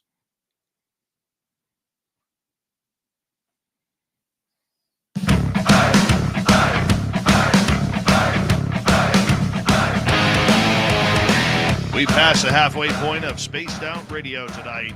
Good to have you with us. My name is Dave Scott. We always appreciate earning your listening ears. I want to remind all of you that if you miss portions of this show or others, you can check us out on any major podcast network. Let's try that again. You can check us out on any major podcast network just by going and typing in our name. Hit subscribe or follow. That's all I ask for in return. You can do so on YouTube as well and see my face for radio on there. That always helps. Our website, spacedoutradio.com. We have a plethora of features for you. Rock out to Bumblefoot, read the Newswire, check out our swag. Follow us on X at Spaced Out Radio, Instagram at Spaced Out Radio Show, and on Patreon in the Space Travelers Club. My good friend Marc Spender is here talking about going from skeptic to believer. He never believed in Sasquatch, never really thought about the paranormal. We got to get him some aliens because he hasn't had the aliens yet. Samantha, come on now. Yes, Samantha Mowat. Next weekend, it happens. Bring it. Yes, Mark will be carrying extra toilet paper into the forest that night for his first encounter with aliens. We're hoping. I think they'll show up. I got a feeling they're going to show up. Just an inkling feeling I have. Just saying it makes my anxiety kind of pick up in a good way. I sure hope so. Oh, it's going to be awesome. Going to be awesome. We're talking about the 108 Mile Heritage Site where you help me and I help you. We run a ghost tour together with your beautiful wife, Tara, and the encounters that we've had there. But the fun part about it is you had your first channeling experience there. I did. Now, you didn't know what channeling was when it happened. I had heard about it before, but the thought of me ever doing it, and I think that came about because I could always set a K2 meter on the bench beside me when I sat down, and the fella would come and sit beside me every time. That K2 meter would go off. I want to stop you right there for a second because a lot of people in the paranormal actually laugh at people who use K2 meters. But by trade, you're an electrician. I am, yeah. You know where there's electricity. You know where there is things that would set that machine off. Yep. So let's just clarify that right now. I understand totally how they work. Exactly. So you believe they do work. I believe that they work to an extent. Do I believe that they're the ultimate in investigating turtles? No.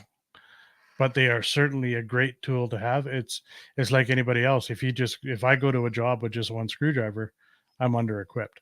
You have to have all the tools to be able to do an investigation. For me lately, it's been the dowsing rods, just by chance. Right. Yeah. So tell us about your channeling experience. The channeling, again, it started out because I dressed kind of cowboyish, I guess you could say. And I used to sit down on the bench and I would put a K2 and that K2 would be doing nothing. It could sit there dormant for 5 minutes and I would just sit patiently await. And then all of a sudden it would go 1 light, 2 light, 3 light. And then all the lights would be on like somebody was sitting beside me. So you came up to me and you said, what do you think about the idea of trying to channel this guy? He's obviously got some kind of an attraction. You know, he likes to hang out with you. Do you think think we could talk to him? So from what I remember that night, I remember sitting down in a chair and basically letting myself be open to whatever happened. So you started talking. asking questions. And I remember the first, let's say, dozen questions for the lack of better thing. And then after that, I couldn't tell. You know, the one disappointing thing I have about that night is we didn't videotape it, because the next thing I remember is the first question you asked me is, how long have you been channeling for? And my answer was 2 to 3 minutes. And then you said it was 20 or 25 minutes. 25 minutes long. I don't remember any of the rest. So if you want any of the rest of that story, you're going to have to answer it, or you're going to have to talk to Tara or Jolene. It was an interesting night that night. Very interesting night. Yeah. And you have also have an incredible story about dowsing rods. I do, yeah. This one hit you. It did. What happened? We were running a tour last year, and when I go into a house, and again, I can't explain the feeling I get. I can feel if there's anything there or not there. And when I run my tour groups, as I hand out the equipment that we're going to be using for the night, and after that, I never touch it, because I want the people that are on the tour, it's their experience, not my experience. And I want them to experience it. So we had this one lady. She was an older lady, and she was really active with the dowsing rods. They worked really well with her. And I'd never used the dowsing rods up until that year. I'd bought them at the Paracon and never used them up until that year. So we were getting activity in the other buildings and stuff like that. So we went to the ice house, and I said, well, are there any spirits in the house? And they crossed. That's a yes for us. And okay, so is it this person? No, it's not that person. Is it this person? I ran through all the regular people that we usually run through in that house, and it wasn't. So I turned to my tour group and I said, well, there's obviously somebody here. So now you guys get to see how we conduct an investigation when we're not running a tour. So we started out with, are you male? Are you female? What's the last year you remember? Trying to figure out their age. We start out early, late, and narrow it down to an age, a specific year. And then, so when I was running through all these questions, it was a male, the last year that they remember. And again, I'm asking the questions, but the person is actually holding the dowsing rods. I have no control over the yes or the no. So it was a male. The last year they remembered was 2003. The age was 13 years old. And when it hit 13 years old, I'm like, that's really strange. Why would a 13-year-old be roaming around? We do get transient spirits that will go through the property. And right away, the first thought to come to my head was, were you involved in a car accident in this area? And they crossed straight away. So 13 years old, a boy, and the room was pretty full, and there was a husband and wife sitting on the floor. And I remember seeing that man when it said 2003, male, 13 years old, involved in a car accident. His face went white. And as a tour guide, my responsibility is safety of the group. So I'm always watching my group. His face went white. I noticed this right away. So I was trying to narrow down the location. So I did one area. I said, from here to Lacklahash, no. Lacklahash to Knife Creek, no. Knife Creek to 150 Mile House, and they crossed again. As soon as came up 150 Mile House, the fellow that was sitting on the floor put his head in his knees. His wife started rubbing his back, and I'm like, oh, obviously we're close to something here. And I didn't want to go. I don't want to pry. So I said, okay, well, I'm going to back off. And I said, but I do want to ask one last question. So I said, the question I asked was, is there anybody in this room that you know or that you have met or seen before? And they crossed. And I said, okay, that's enough. So that happened to be the final the building of the night. So we shut it all down. Everybody was walking out. They were going, yeah, great tour, had a lot of fun. And that man and the wife held back. And I said, oh, how did you enjoy the tour? And they said, oh, it was really good. And I said, obviously there was a connection there. I didn't want to go too deep. And he says, yeah, he says, to be honest with you, he says, I'm a paramedic.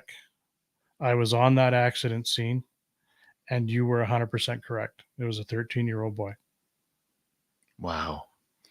Gives me goosebumps every time Yeah. you say that story. And this has affected you emotionally. It's affected me emotionally. And to me, like I said with the other stuff, you need that proof.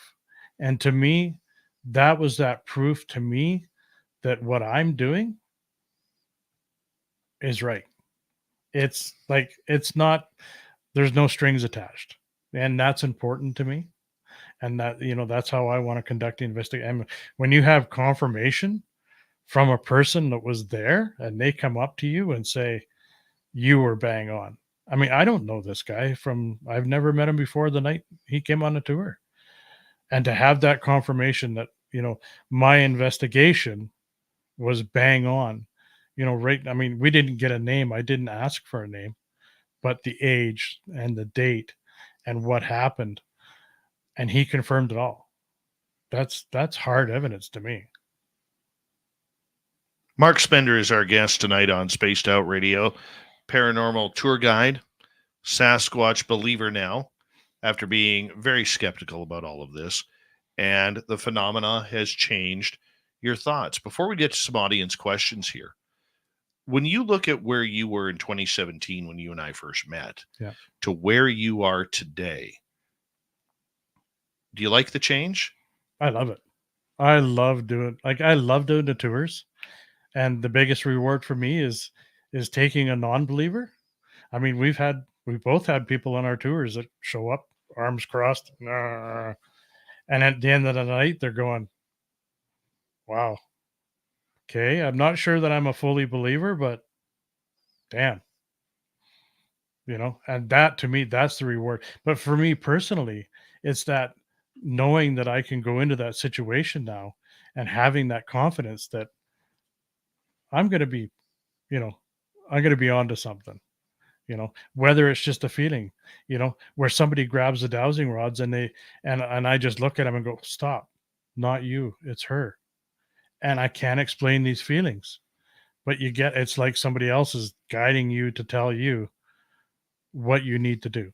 And now you have ghosts walking in your house. Oh yeah. Yeah. And you never noticed them before. Well, we have the rocking, the glider rocker.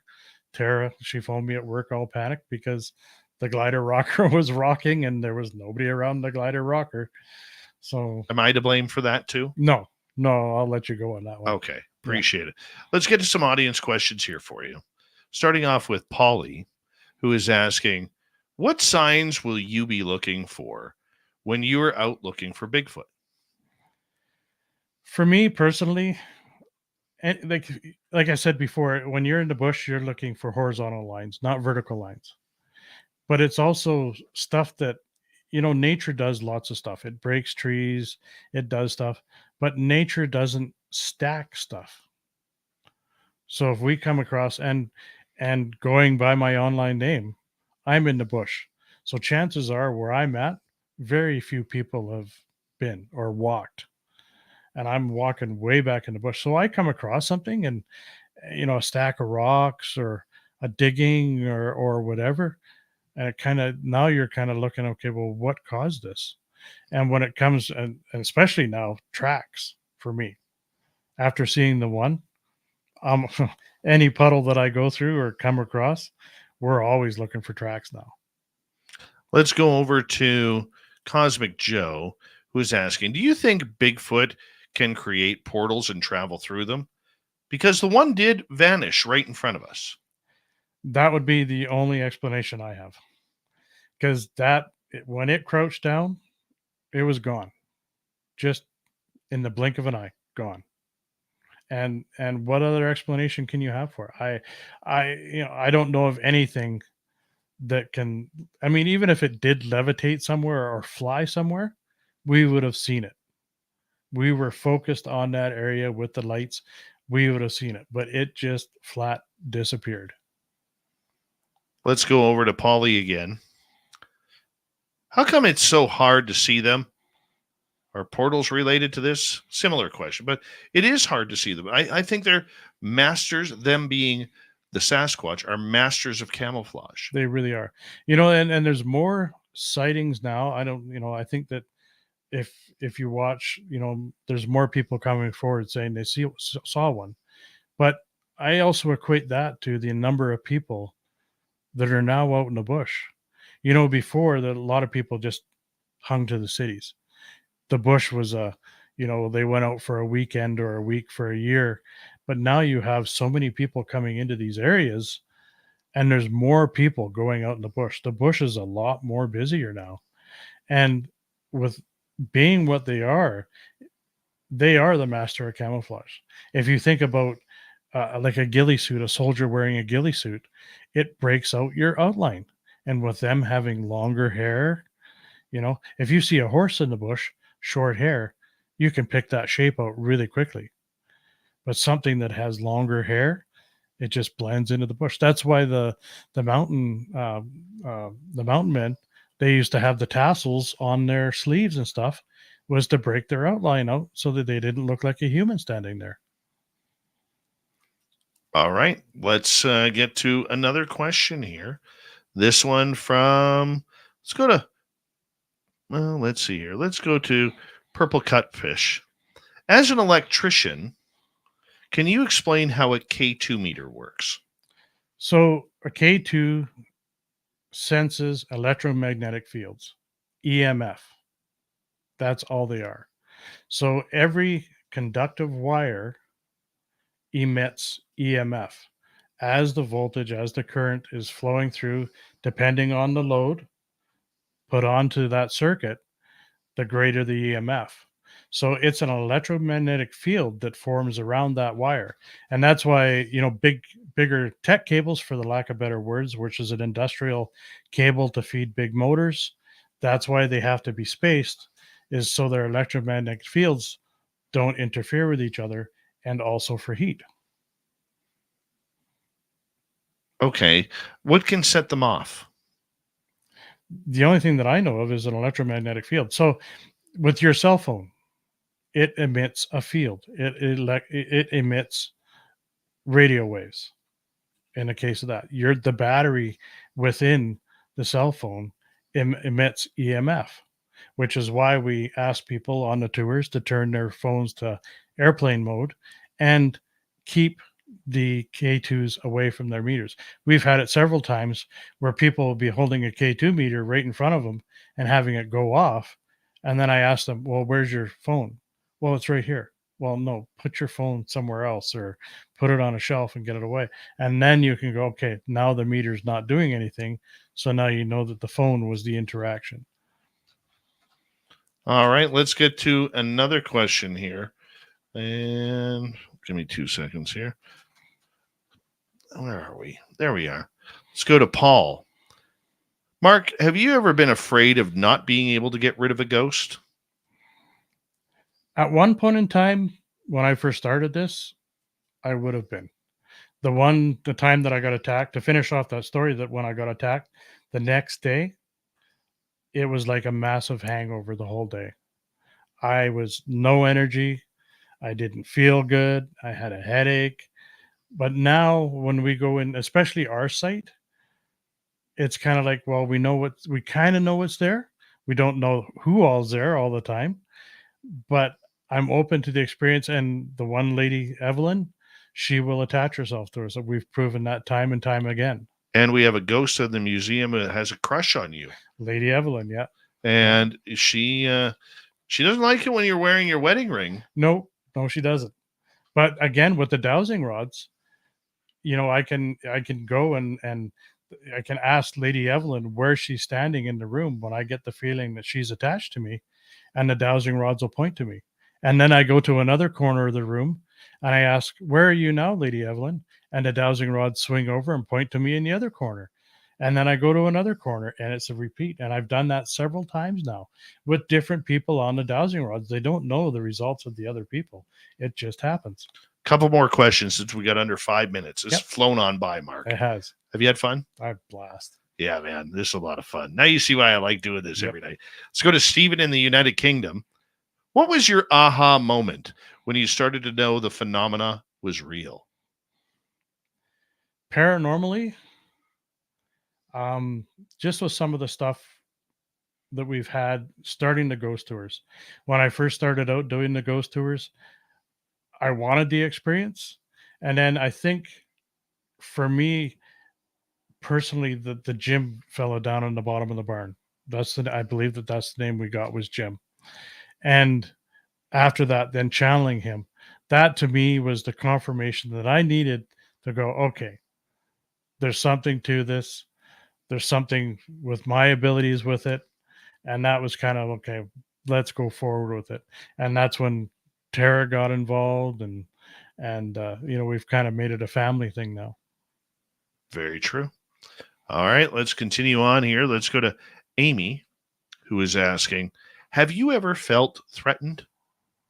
Let's start off in the forest, like with the cryptids. Not so much with the cryptids at all. I've never felt that way. Not in the bush. There was one occasion that you and myself and Merle, we went and investigated a house east of us, and you guys walked into the house, and I was stuck at the entrance to the kitchen. I wasn't, and to me, that was something was threatening me, like, you're not allowed in here. You're not to come in here. And that was the very first time that I felt threatened, that, okay, there's something that doesn't want me here. And that's where, and it actually was Mike that noticed me. He's like, what are you doing? So I'm not allowed in here, dude. He's like, what do you mean? I said, there is something, like, no, I'm not allowed to go in this house. I was stuck in the mudroom. I couldn't go into the kitchen, where we entered the house. And that to me was a threatening thing, because I didn't know who it was, and then we proved it by Mike brought over a K2 meter, and it just went nuts on me. So, because you have titanium in your back. Yeah. Might be that. Final question from our audience tonight goes to Polly, who's asking, are there any specific smells you've noticed related to Bigfoot? I've never noticed anything odd with the smells. For me, it's more, especially when we're sitting, like, because we'll go into an area and we'll sit and we'll just be quiet and listen. It's not a smell to me, it's the sounds. I've never had that, that real, any kind of, I've never been close enough to have the smell that people say I would love to be. I'd love to walk into an area and go, ooh, and be able to go, well, I don't identify that. It's not a horse, it's not an elk, it's not a moose, it's not a ruddy deer or anything like that. But I've never actually had that smell phenomenon come from a cryptid at all. With 90 seconds to go, I want to say a big thank you, buddy, for coming on here. And this has been way too long. It really has been way too long. Why we haven't done it, I have no idea. Because I'm a shy guy. Well, you did great. What do you want people to know who are skeptical about this phenomena going on? I think, for me personally, my biggest thing is, like you said, people will go, well, why should we believe you? And to me personally, I'm the type of guy that I don't believe myself until I can prove it to myself. And now that I've actually proved it to myself, that it's kind of like, okay, it happened. But, it's hard to, it's to get people to believe you because, well, they weren't there. But if they were there with you, then they would probably be in the same situation that I'm in, going, okay, what just happened? But to me, I don't like anything fake. I want that 100% sincerity. I want that honest thing to happen to me. Marc Spender, I know you don't have a YouTube channel. You're not on much social media outside of Facebook, but it's great to have you here. I can't wait to get back out in the forest with you, buddy. Thank you for joining us. Yeah, I appreciate it. Thanks. It was great. I hope the people enjoyed it. Coming up next, Steve Stockton from Tales Untold. Robin Haynes will be here with the Cryptid Report. Stay tuned, everybody. Hour 3 coming up. You're listening to Spaced Out Radio with your host, Dave Scott.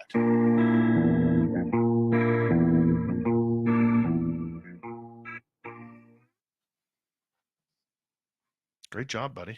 Yeah, it looks like the people were enjoying it, eh? Oh, they loved you. Yep. They loved you. I'll give you a couple claps, just 3, because I Yeah. know we don't want your. Well, I'm not a very I don't put myself out there. I'm not that type of person, right? So Well, everybody's totally hammering, right? okay. Thank you so much. Yeah. Well, and everything, like all the stories, it's like, to me, it's that sincerity. Mhm. Like, if it didn't happen, it didn't happen. No. Right. If it happened, I'll tell the story. Yeah. Pretty simple, isn't it? Yeah, Right. it's but that's just me, and that's how I like to roll. And That's right, buddy. Yeah. All Your right. new show starting this is right. You never know, sweet Robbie G. All right, Mark, say goodnight. Thanks, guys. I hope you enjoyed it. We'll bring him back for you guys. We'll bring him back. We've got lots more stories to tell. All right. We're going to take a quick break here. Be right back, everybody. That was fun. That was a blast. That was awesome. I'm not going to think it's so fun in the morning when I get to work. But that's okay. Oh, you'll be fine. You'll be fine. I'm a big boy. You're a big boy.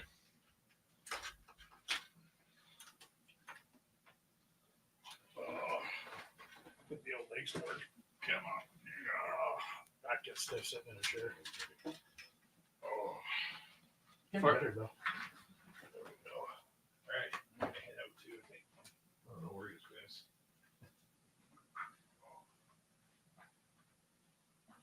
I'm sweating over that, eh?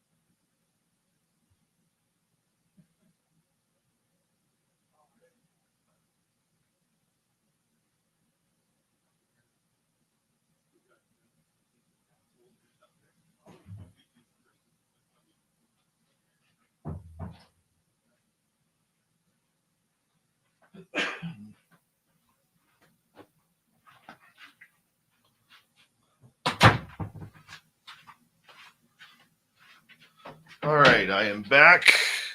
Hi, Robin. I got to tell you, hi, Richard Minnick. Sorry about that. I am not a crook. I got to tell you, not just because Mark was my friend or is my friend, but that was a wonderful, wonderful interview. That was so fun for me. Thank you, Aloha Dave, Deborah Rooney, W. David Page, Joe, Karen, and Stephen for the super chats tonight. Very much appreciate your love and support, guys. And here we go.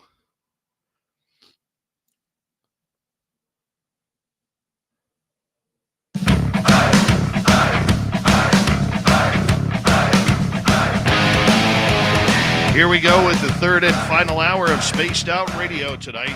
Spooky stories and the Cryptid Report coming right up. My name is Dave Scott. Glad you are here with us.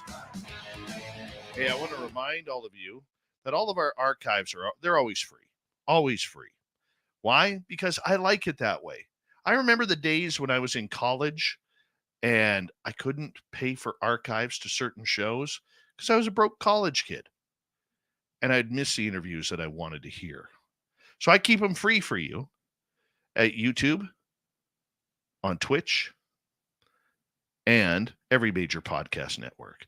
Hi, all the listeners listening in on our terrestrial radio affiliates. We really do appreciate you enjoying your night with us. And our website, spacedoutradio.com. We have a plethora of features for you. Rock out to Bumblefoot, read the news wire, check out our swag. Follow us on X at Spaced Out Radio, Instagram at Spaced Out Radio Show, and on Patreon in the Space Travelers Club. Let's get to the Space Travelers Club. The Desert Clam has set the password. It is Pantechnicon. Pantechnicon is your password. Use it wisely, Space Travelers. As the clam sets a password each and every night, right here on Spaced Out Radio. Let's head over to Steve Stockton from Tales Untold and another creepy story. Hello, friends. Welcome to Among the Missing YouTube channel on Spaced Out Radio. I'm Steve Stockton, and I'm about to take you on an unbelievable journey of people just like you. Their stories and encounters will haunt us on Among the Missing.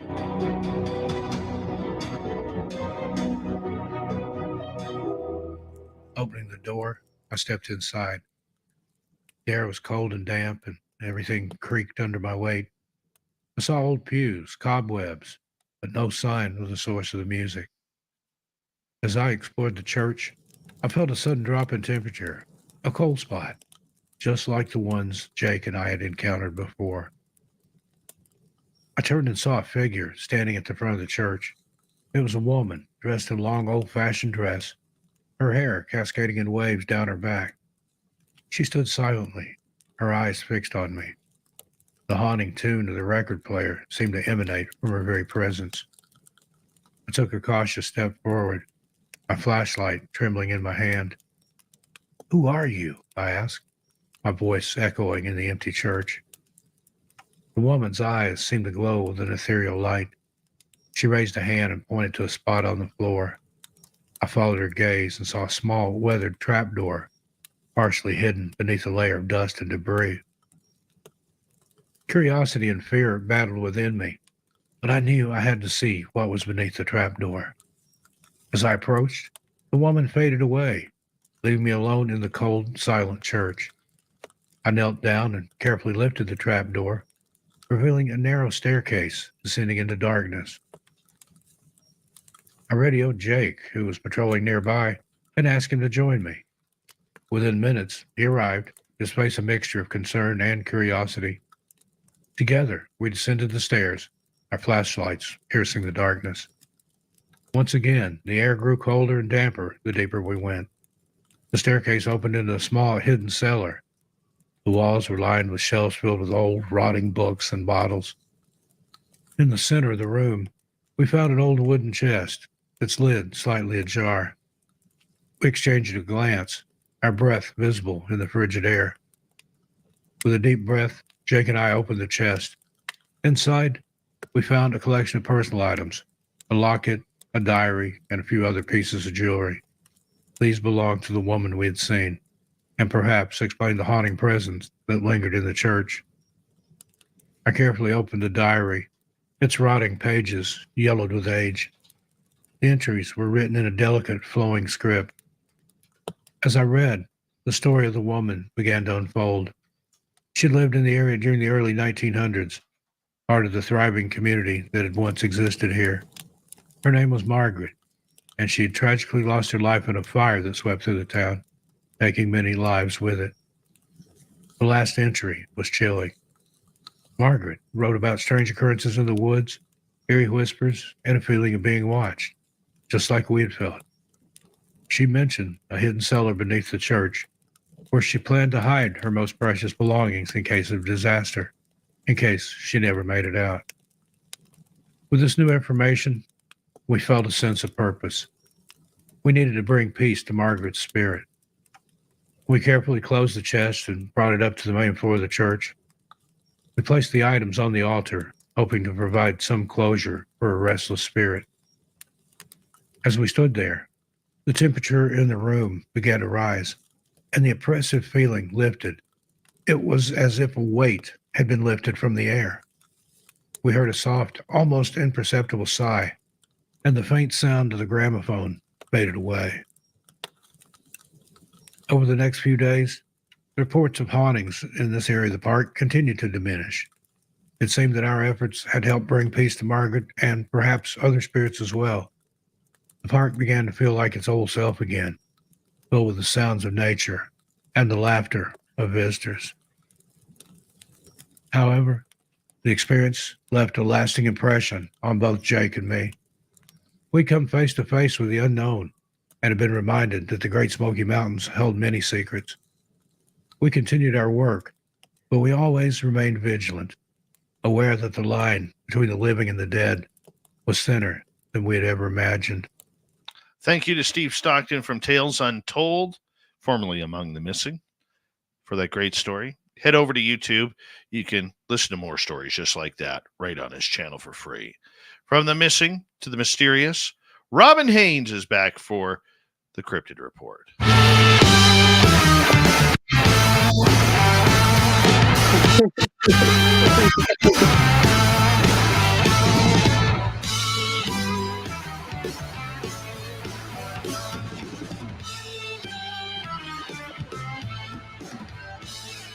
Robin Haynes, it's good to have you here. Hey, sweetheart, how are you?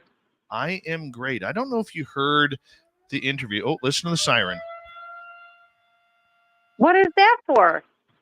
Well, when I first moved up here and that siren blared at about 5 o'clock in the morning, I thought the Russians were coming. Then I thought, well, maybe it's the aliens. It's going to go one more time here for our radio audience. Here it goes. It's just going to wind up. There it goes.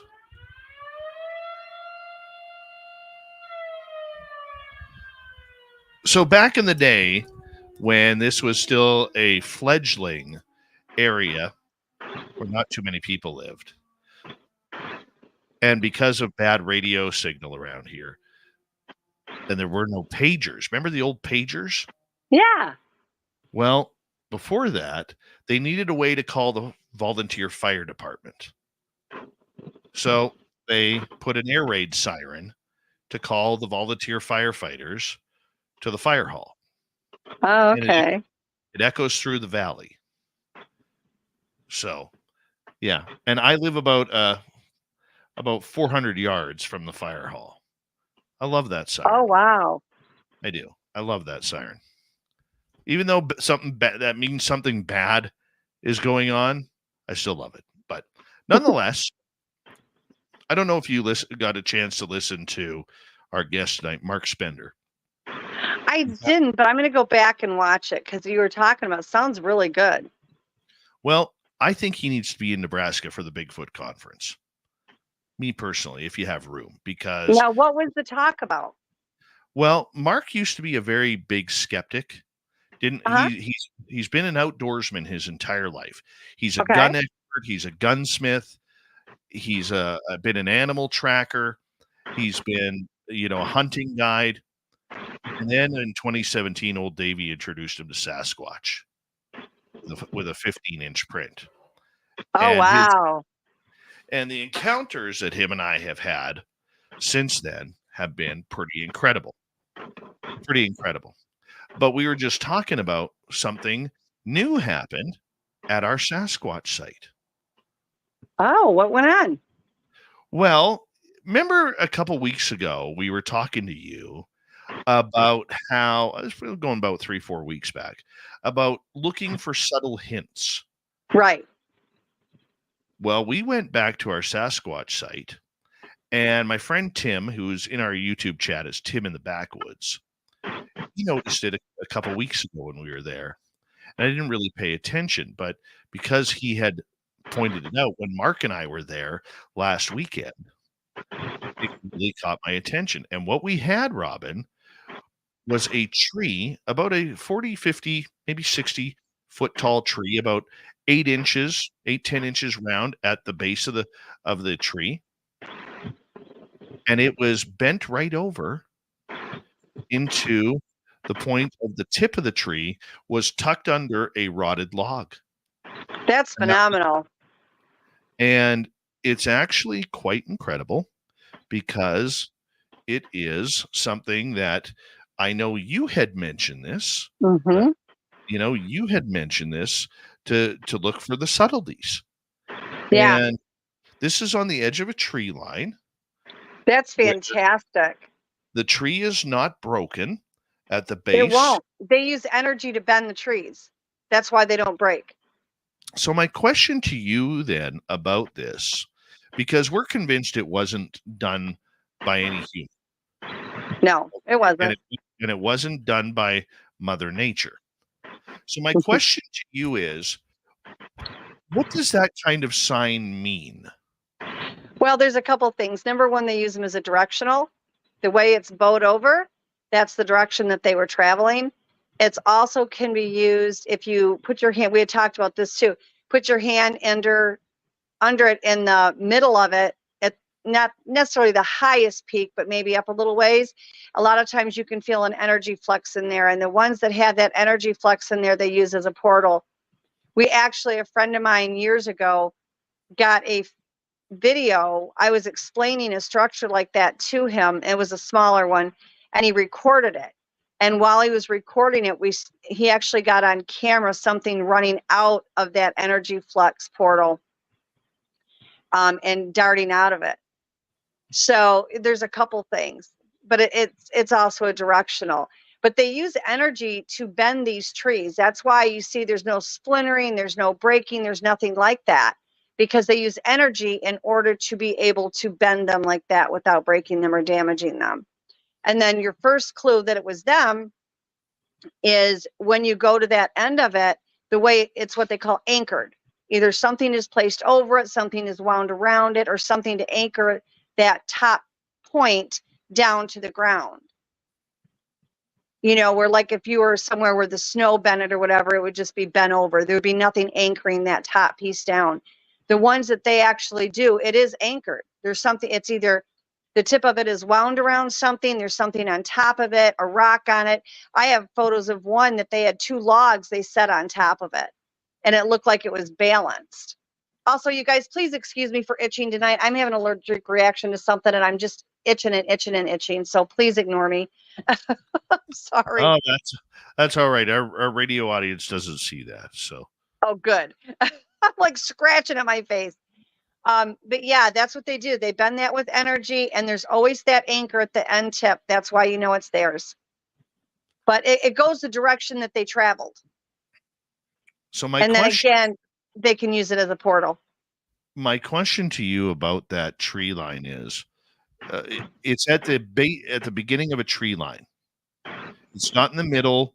It's not in, there's a small tree line of aspen trees there. And it's just there. You know what I'm saying? Yeah. It's right on the outset before you would walk into the trees. And I found that very, very intriguing. The fact that, I mean, it pops right out. It's an extraordinary arch. It really is. I mean, just from what I could see on the phone when you had showed the picture, it's really a good size, and the girth of that tree is pretty thick. You know, that's not something that a human could go grab it and bend it without making it, the branch, shatter or break or crack or anything. But I guarantee you, if you went over that from bottom to top, there's no breakage, there's no splintering of the wood. And that happens because they use energy from their own body in order to manipulate that wood to bend and bow out like that. That is so weird. Yeah. Could they be using it as a sign of, well, they know we're back in the area. They know we're Yeah. looking. They're familiar with our vehicles. They're familiar with who Mark is. They're familiar with who I am. And we know, or they may know, that we haven't had any signs out there yet this year, and we barely had any signs last year that they were around. No, they want you to know they're there, and the way that that's bowed is the direction that they were walking. It's like, okay, go this way. It's like, if you know how sometimes you go on a nature walk or whatever at a park, and they have the little arrows that says stay on this path and go this way or this way or this way. It's the same thing. They're letting you know which way to go to them. That's very interesting. Yeah, it's really cool. Yeah, and knowing Mark, the way Mark, and if you're wondering about who Mark is, if you're just tuning in, Marc Spender was our guest tonight on the show. He's been an outdoorsman, a hunting guide, he's a gunsmith, he's a gun expert. He was our guest tonight, one of my best friends that I finally convinced to come on the show to talk about his encounters. One of the things that caught him off guard was it would take more than 3 men to be able to get that tree to bend over. Oh, absolutely. You're talking really tall. The only way to bend that, you have to grab it from the top. You can't go midway and bend it. It's not going to bend like that. It's too darn tall. So you've got to have something that's able to get up there and bend it. And again, because of the girth around that tree, it's going to snap. It's a piece of wood. Wood is not like, ultra flexible. There has to be something that can manipulate that to bend it in order to do it without uprooting the base or making it splinter or cracking it or breaking it or fracturing it in any way. And very rarely do you ever find any damage done to these trees that these arches are built in. And then again, you go to the tip of it, and the telltale sign that it was them is there's an anchor. They have to take the tip of it, the very top tip of it has to come down, and it gets anchored to something. I've seen them take it and wrap it around something on the ground. I've seen things put on top of it or wrap it around something, but there's always an anchor. It's not just over on its own. That bottom of it, that tip of it, from the top of the tree is always held down by something. That's not something that's a natural thing. You don't get it anchored like that naturally. And our people can't do it. Like, you might be able to on a smaller tree and bend it over if it's small and it's thin, but not something that tall with an 8 to 12 inch base. It's not possible. You would have to have somebody scale it up and then try to pull it down. There's no way to do it. And then to have no damage done to it. I'm still blown away by it. Next time you go, put your hand in there in the middle of it, from the middle to the top of the highest peak, and see if you can feel an energy flux. There have actually been people, and I haven't seen a lot of them like this, but there's been people that have actually put a light bulb in those things, and it triggered the light bulb to go on because the energy flux is in it. Most of them, it just peaks. It spikes. Now, you and I have had numerous conversations about this area. You've remote viewed this area. Oh, yeah. And this tree is at the base of the tree line, where on the other side of it, if you're looking at it directly, you're looking into the tree line. On the other side of it, which would be behind you, is that creepy area that we refuse to go in at night. Yeah, but it's moved the way it goes is to get you away from the creepy area, isn't it? No, like Or does it have it going in? if the tree line is on the left, the creepy area is immediately on the right. You have to walk into the creepy area to get to that tree. Oh, okay. Yeah, they're using it as the direction. They want you to go down that path. The other thing that they'll do too, and I don't think this is the case in yours. I really feel like they did that deliberately for you to find. But a lot of times the females will do that to show the males where they're at. And they will urinate on the base of it so that the males know it's a female, which is really odd because they're not an animal. They're a human hybrid, but they will do that. But they used to have them in my driveway. It was really cute because I had a long driveway at the time, and all the way up my driveway, there were arches that led to my house.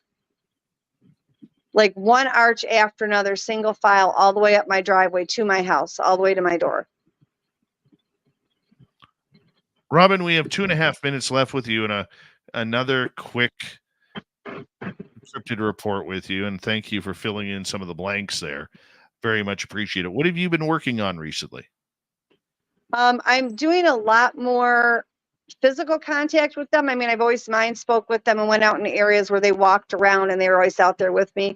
Working on a lot of physical contact with several different groups in various states.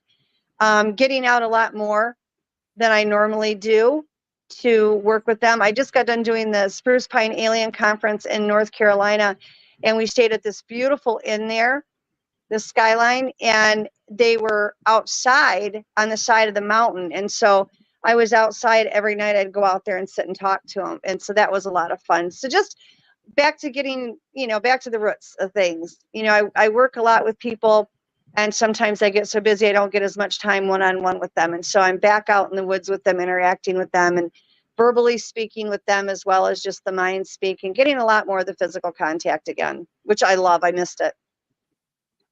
Well, that's good. I mean, we're getting into the hot season right through the fall here regarding the Sasquatch encounters and everything going on. What should people be looking for as they adventure out into the forest? I think the signs, the stick structures are a big sign. And when you come into an area where there's a ton of the stick structures, be mindful of the fact that you're now in their area. Like, not that you can't go look at the stick structures. Don't put your hands on them. Don't mess with them. Don't rearrange them. It pisses them off. People like to change them and think, well, maybe they'll put them back and I know it's them. It just angers them that you've messed with them. But also, while you're out there in those areas with the stick structures, be respectful. Know that you're in their area. Don't push the boundaries. It's okay to stay on that outside wall of it and then maybe have a bonfire or sit and just hang out and laugh and giggle. Let them come to you. You now know you're in an area that they're at. You don't want to be intrusive, because the less intrusive you are, the better chance you have a contact. The more intrusive you are, the more you're going to make them angry, and you're not going to get what you want. Robin Haynes, thank you for coming back on Spaced Out Radio for the Cryptid Report. We will talk to you next week. Absolutely. You guys all take care. Coming up next on Spaced Out Radio, as we head into our final break of the night, it's a Dave 101. Why it's okay to be skeptic and believe at the same time. And we got the strange news of the week right after that. Stay tuned, everybody. This is Spaced Out Radio and your host, Dave Scott.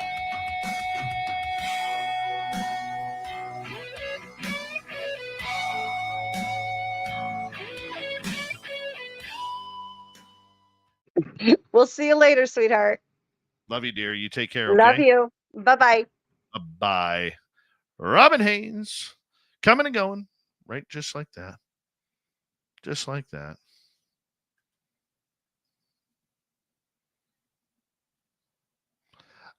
Major Lee, just to answer your question on Facebook, because I don't want to type it out. We did not see a bear trap.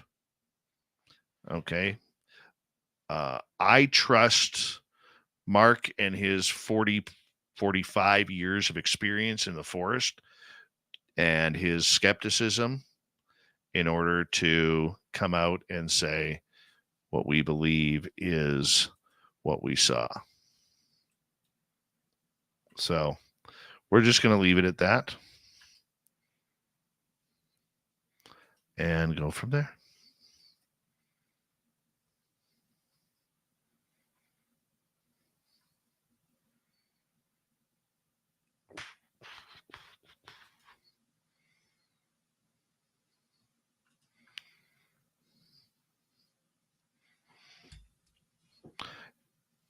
That had nothing to do with bears. And the tree is probably between 50 and 60 feet tall. A human isn't going to bend over a 50 to 60 foot tall tree like that and tuck it under a log, the tip of it under a log. Is there bear action in the area? Absolutely there is.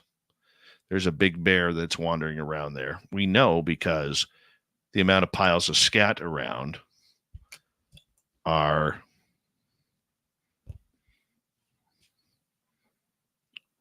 obvious.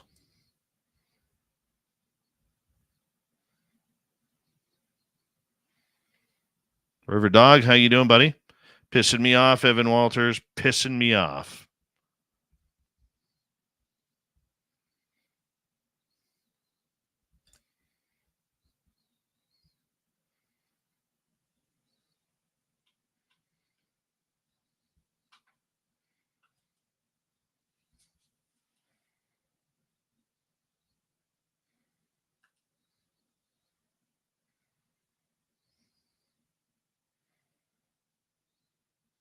All right, we got a couple of minutes left.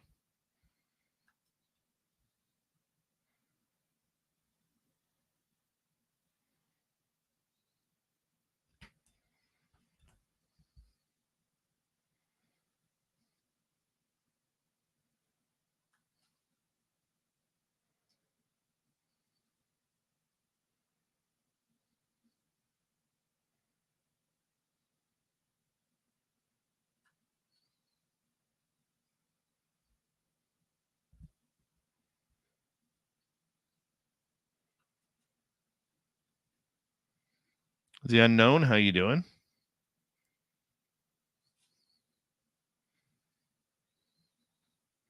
Good night, Espermet.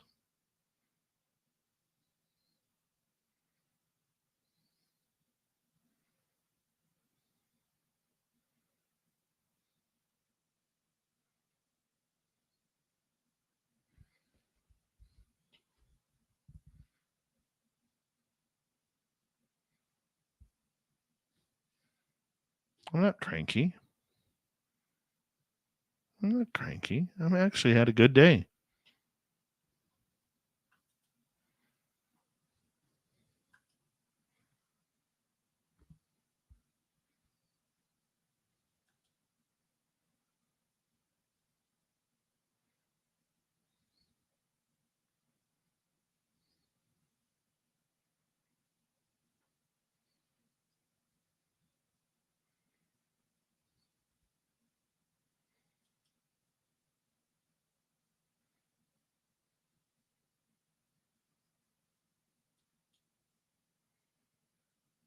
All right. We've got about a minute and 15 seconds.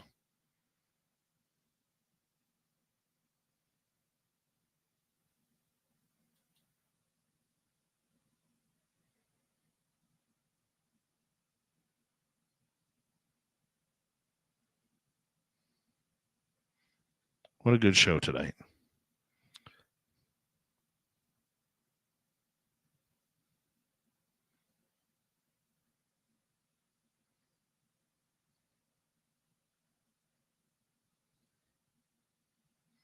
Thank you tonight to Aloha Dave, Deborah Rooney, Stephen, Karen, Joe, and W. David Page for the amazing super chats tonight. Greatly appreciate all your support. And we're going to go in a few seconds.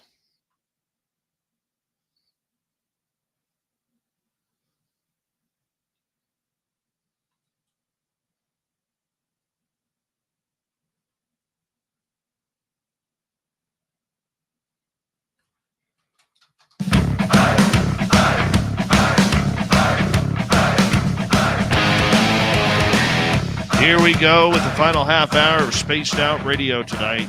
I really appreciate you all tuning us in so we can be your entertainment du jour. My name is Dave Scott, and this is Spaced Out Radio. Reminder to all of you that if you missed portions of this show or others, you can always check out our free archives on any major podcast network or at Spaced Out Radio on YouTube. Our website, spacedoutradio.com, we have a plethora of features for you. Rock out to Bumblefoot, read the news wire, check out our swag as well. Follow us on X at Spaced Out Radio, Instagram at Spaced Out Radio Show, and on Patreon in the Space Travelers Club. It's that time of the night where I yell at everybody to get off my lawn. I could do that now at 51 years old. It's the Dave 101.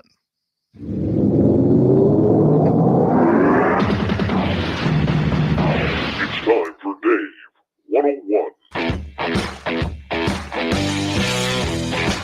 Open up the door, it's Dave! Dave, D-A-V-E!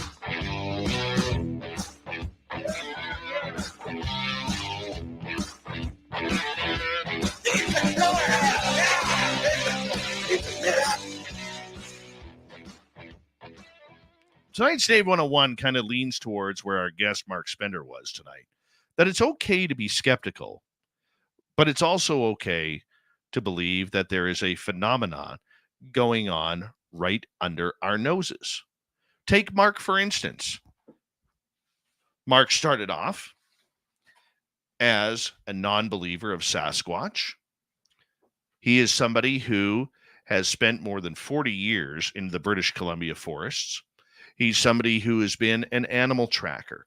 He has been a hunting guide. He's been face to face with grizzly bears, black bears, mountain lions, wolf packs, and many other animals that could really kill a human. They don't like us in their areas, the animals, because we are the pests to them. Marc is somebody who is so dedicated to his craft that he doesn't wear any other clothing outside of camouflage, usually. And he's always saying, hey, you can't see me. But in the 40 years that he had been out in the bush, it wasn't until 2017 when he saw his first footprint of a Sasquatch. Now, Marc is the type of guy when you're outside, and you have to take my word for this because, well, you don't know him that well. I do. He's one of my best friends.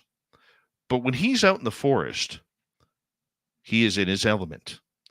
He knows the difference between footprints, the difference between a coyote print and a wolf print, the difference between a buck moose or a bull moose and a female cow moose. He knows the difference between a wild horse and a regular horse. I've learned that it's because of the shoes. There's no horseshoes on wild horses. I've learned a lot from him just by watching how he is as a gunsmith, as a hunter, as a gun expert. I've learned a lot. And I've watched his skepticism where he is always looking for the logical answer. And when he cannot find the logical answer, that's where he calls the experience interesting. And this is why I bring this up tonight, because so many times, whether it's in the cryptid world, the paranormal world, or the UFO world, we tend to base our opinions on our opinions, if that makes sense. We claim that we want skepticism and that skepticism is healthy, which it is. But when somebody is explaining, we're already making up our minds before we've researched them, who they are, who do they hang out with, what kind of people are they with. Is that really fair? An outdoorsman is going to be able to tell you the difference between bear scat and the ever elusive Sasquatch doo-doo. An outdoorsman is going to be able to tell you the difference between what is chewing off the tops of the trees or the shrubs and what is not. For instance, I learned on the weekend that looking at these certain bushes, that they are a favorite of moose. And all the tops were trimmed off to the same height, almost like asparagus. You know how you have to snap the asparagus stalk, take the sour part off till you get to the good stuff? Just like that. That's what I believe happens.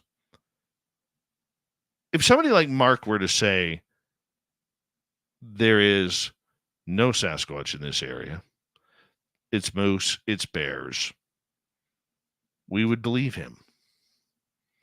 But because he has an experience now that is right out of the ordinary of seeing the legendary creature and seeing the clues left in that area with footprints and now a bent over tree,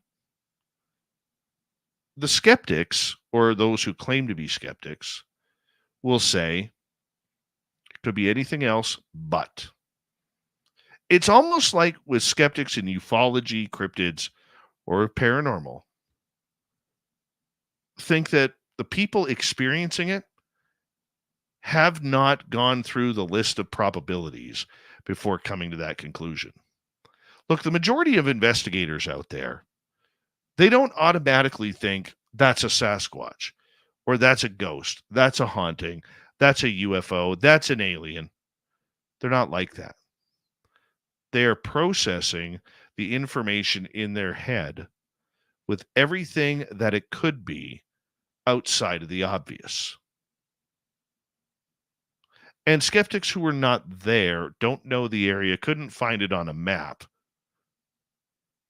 well, they got nothing to go on but their own opinion. Skepticism, though, is healthy. We need to question everything. We need to question what this is about. What are these creatures about? Why are they coming here? How long have they been here? What evidence is there to support the definition of whether or not they exist? That's a lot of information to process in one's brain. Add to the fact that eyewitness testimony is not perfect. I know this firsthand because when we had our incident in the forest at the crash site with Merle, Mark, and myself, all three of us have different tales about what happened there. Those two are experiencing it. I was watching it, so I believe my story over theirs. But they're all different. And yet we were all there for the same experience. We can't help that. And that's why eyewitness testimony, especially in this field, is not as credible as we deem it to be. It's good to be skeptical about that. But we also, like a court case, and lawyers and police officers will put together the puzzle that blends the three stories together. That's how we do it. And that's how we come up with the truth, because there's your truth, there's my truth, the other person's truth. And between all of that, the real truth of what happened is right in the middle. Skepticism, though, is needed. It is necessary. But there is a real difference between somebody who claims to be skeptic and somebody who is just a complete non-believer. I remember having my encounter with Samantha Mowat in the forest of Mission, British Columbia. And I was doing an interview where I was actually being interviewed on a podcast where there was somebody chirping me in the YouTube audience. That didn't happen. No, it didn't. You're just making up these stories for live audiences, to build your audience, to build your YouTube channel for clickbait. That didn't happen. My response to that troll was, were you there? I didn't see you there. Could you tell me on a map where Mission, British Columbia is off the top of your head? And when you find that, can you tell me where you were in the forest that day? Were you behind a rock? Were you behind a tree stump? Were you hiding behind a tree? Because the only people that I remember being in that forest outside of them damn aliens was me and Samantha Mowat. So where were you hiding? The non-believers don't like to be questioned like that. Normally what they do is they take a term from wokeology and they fire back personal shots. That's their argument. Or because you challenge them on the topic, they put their tail between the legs and they apologize to you. And then they come to a common sense answer or a question that says, you know what? It's just really hard to believe that that actually happened. Great. I'm more than willing to accept that answer. I'm more than willing to accept the fact that I don't believe it happened. And if it didn't happen to me, I don't know if I would believe it. But it did. I'm using my personal stories here because I've had these so-called skeptics come after me many a time. And that's what I don't like.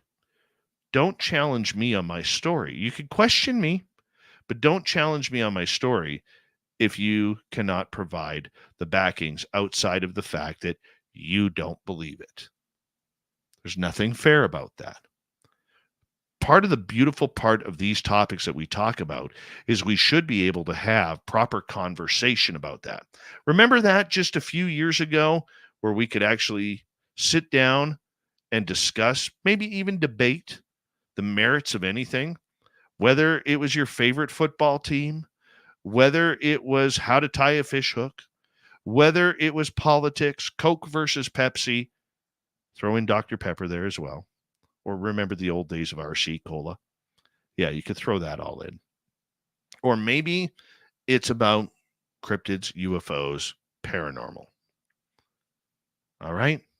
We could have that conversation without it turning into fisticuffs, personal insults, blocking online, and then calling the person an idiot when they can't defend themselves, or worse. We see it all the time now. We see it all the time happening because we don't want to have conversation these days. We only want to hang out and associate with people who believe our side of the story. And it's turning a lot of great researchers away from especially social media. Researchers don't want to put their facts and findings out anymore because they're tired of these so-called skeptics who are just there to troll and roam around and then do a podcast absolutely carving the person a new, you know what, all because this is their belief of where their research took them. It's getting frustrating. It's not comfortable to be in a public position talking about these subjects when you know that somebody who just doesn't know the word stop won't stop and will continue to harass you over it. Sure, you could say, well, there's legal ramifications for that. Report them to YouTube, block them, report them to Facebook, unfriend them, block them on Twitter or X, pardon me, or Instagram. You don't need to have that person in your life. No, but they could still do damage on their end. Police aren't going to do anything about it. You're on your own.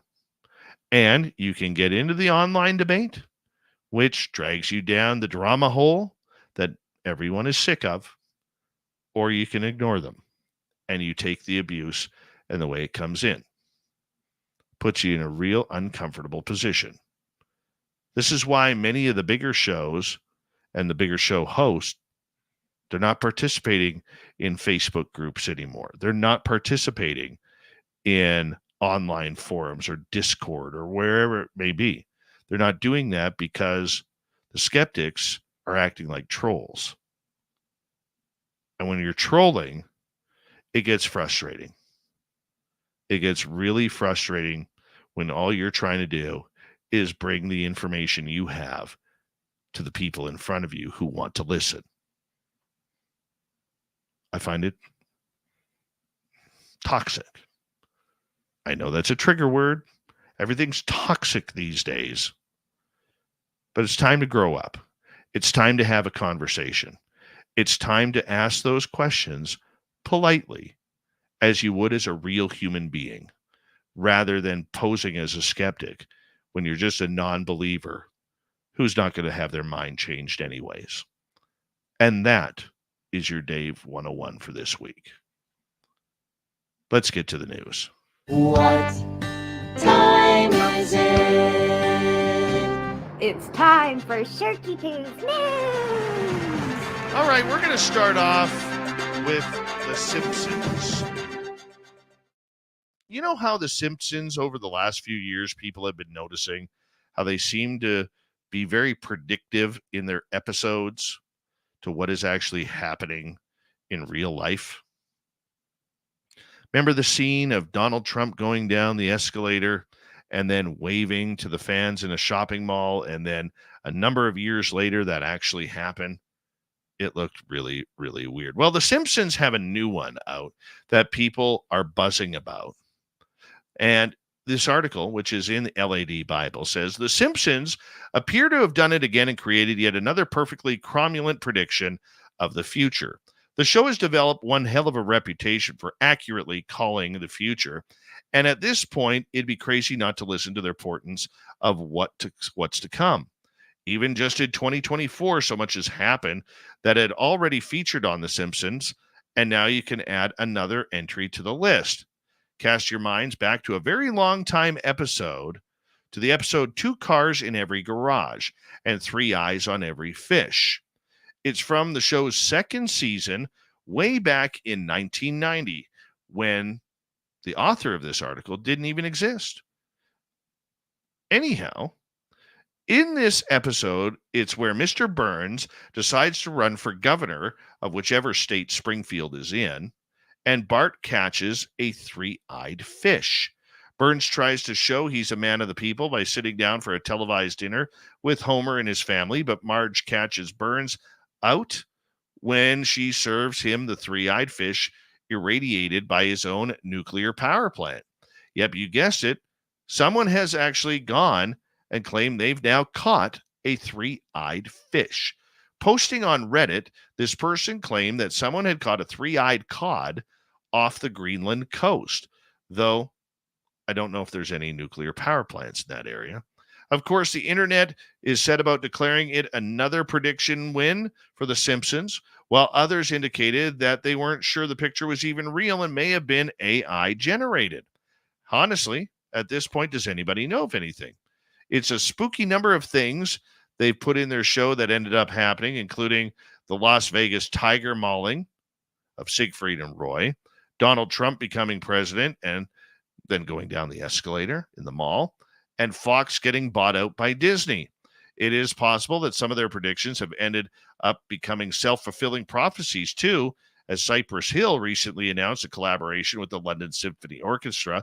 This idea was spawned from a Simpsons joke, and the show is that culturally significant that if they say Cypress Hill and the London Symphony Orchestra should perform together, you start to wonder why. And then things happen. So, 3-eyed fish in Greenland. A deer crashed through the windshield of a public transit bus in Rhode Island this week. Officials in Warwick released a video on their Facebook page of Monday's collision between the animal and the Public Transit Authority bus. Christopher Duran, interim CEO for the transit agency, said the deer ran into the front of the bus, crashed through the glass, which had startled some passengers. 6 people were on the bus, the Warwick Police Department said. 2 of the passengers had minor injuries from broken glass and were taken to hospital, while the third went to hospital on their own to receive treatment. A police officer with the Department of Environmental Management arrived at the scene, declared the deer dead. Of course it was. Durant praised Hernandez, the driver, for his exemplary response to this unique situation. Now, this is revenge for the people who work a drive-through. A bikinied barista in Washington State claims she was defending herself when she struck a customer's windshield with a hammer. Who does this? Who keeps a hammer on that side of the window? Now we all better be a little bit careful, don't you think? The incident, which also was caught on video, took place at Taste of Heaven Espresso in South Seattle on June 11th. It shows a customer getting out of his car and throw 2 drinks, not one, but 2 drinks through the drive-through window. As the man was getting back in the car, the barista hits the windshield once with a hammer, putting a hole right through the glass. 23-year-old Emma Lee said that her reaction culminated after a heated 15-minute exchange over the price of a coffee and water. You don't get to name your own price, Lee explained. Lee recounted that the customer, a regular, ordered a little cup of coffee and some water, which totaled to about $22. $22 for a coffee and water? Are you kidding me? $22 for a small coffee and water? Does the coffee have gold flake in it? Oh my God. Who pays $22 for a small coffee and a glass of water, even a bottle of water? Washington, Seattle, what's happening down there? She explained that she usually charges him $20, but on this occasion, he was adamant that he was going to pay less. No one is forcing you to come here, Lee said. The argument that he didn't know or was scammed doesn't hold up. Lee alleged that he screamed and spit at her and tried to pry open the drive-through window. Lee insisted the hammer attack was an act of self-defense and that she has the right to protect the property. That's true. That's true. But who pays $22 for a small coffee and a bottle of water? That's just crazy right there. As we say hello to Mr. Ron Bumblefoot Thal, rocking in the background with Little Brother is Watching. Bumblefoot is the official music of Spaced Out Radio, rocking us in and out of every single show. Get your horns up for the guitar god himself. Special thanks to everybody listening in at work, at home, in your cars, wherever you may be. Thank you to everyone in our chat rooms tonight. YouTube, Twitch, LGAM, Facebook, Spreaker, LinkedIn, the Space Travelers Club, and on X at hashtag Spaced Out Radio.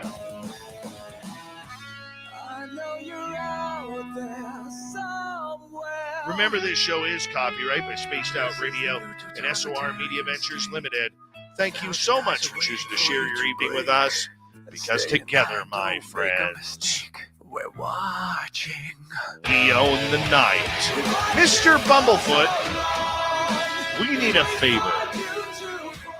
We need you to take us home.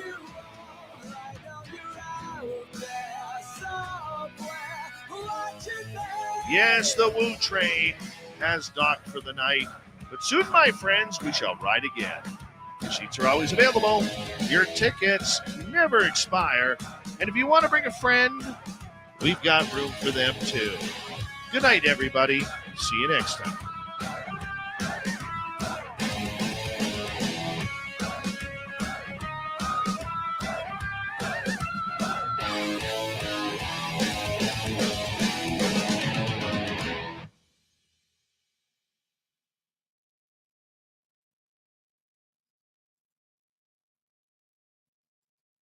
Who pays $22 for a small cup of coffee? I'm still riddled by that. I never used the word riddled, but I will this time. I like using new words, by the way. I don't care if they're in bikinis. No cup of coffee and bottle of water is worth $22.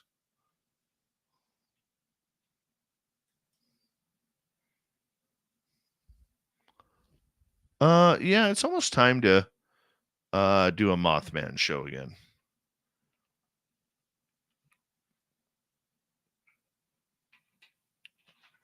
Last one we did was a couple months ago. Well, we were paying $22 for a coffee and water. That just pisses me off. You know what? And I don't blame the business. Okay, I don't. I'm a capitalist that way. I don't blame the business for charging it. But how moronic do you have to be to think that a $22 coffee and water bottle is acceptable for your budget? I don't care if you have $1 million in the bank. You don't pay $22 for a coffee and a water. But just because she's in a bikini? No way, man.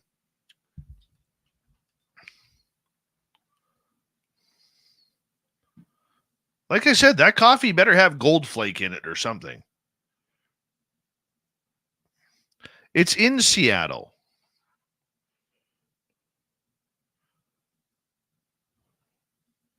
Crazy. Crazy.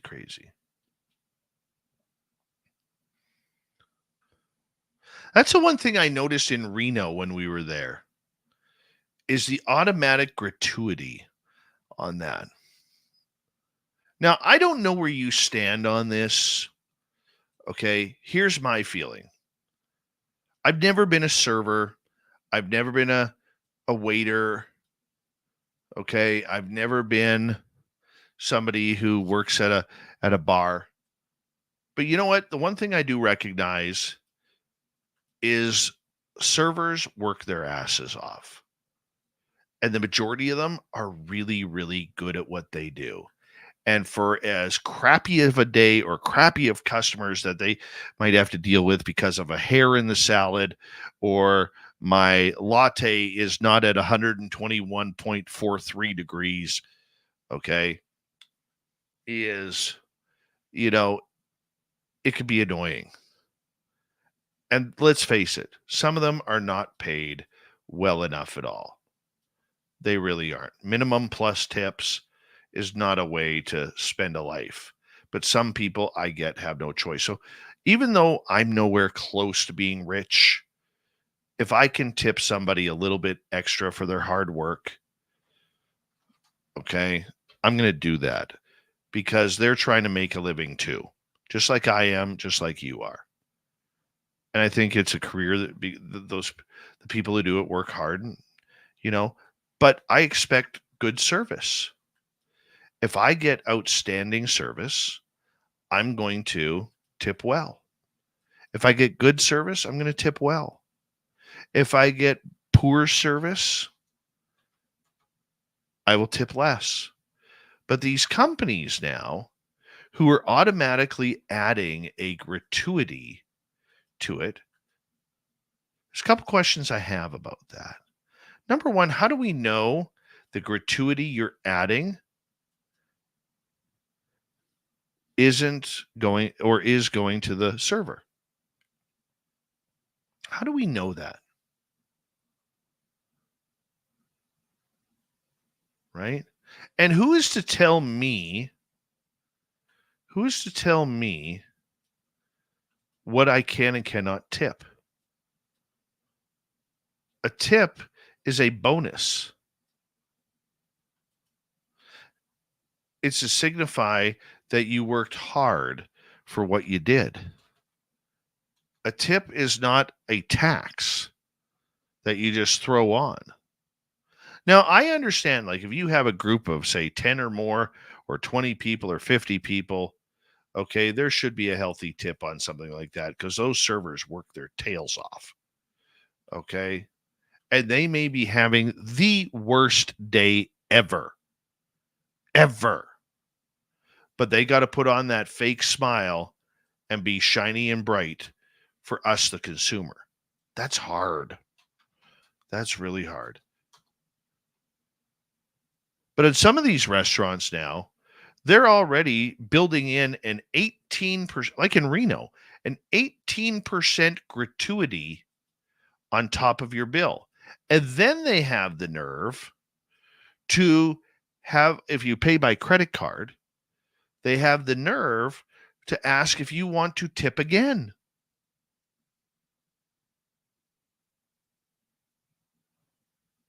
Why would I pay a mandatory 18% gratuity and then say tip another? Let's say the bill's $100. Why would I pay an 18% gratuity and then say dig into my pocket to give another, well, let's say a proper tip on a $100 bill would be $15 at the minimum. So now your total's up to $115, even though you just paid an 18% gratuity. They're scamming people. Not the servers. They're good people. But the restaurant industry, scamming people for that. And next time you go out for dinner, check on that. Check on that. I know the lady who cuts my hair, Nikki, Okay. The lady who cuts my hair, she banned tips from her hair salon because she ran into this exact same problem.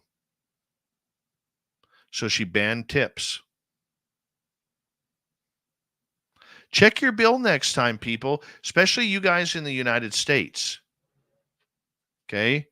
Check your bill when you go to pay. If you're using your Interact card or your Visa or MasterCard or your Amex or your Discover card, whatever kind of credit card you have. Okay. Next time you go to pay, check the bill and make sure that there is a gratuity or there's no added gratuity on there. And then ask your server whether or not they receive that mandatory gratuity.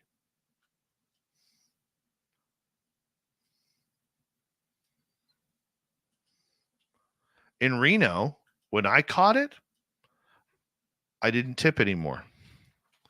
And I felt bad. Felt real bad. But they were already charging me 18%.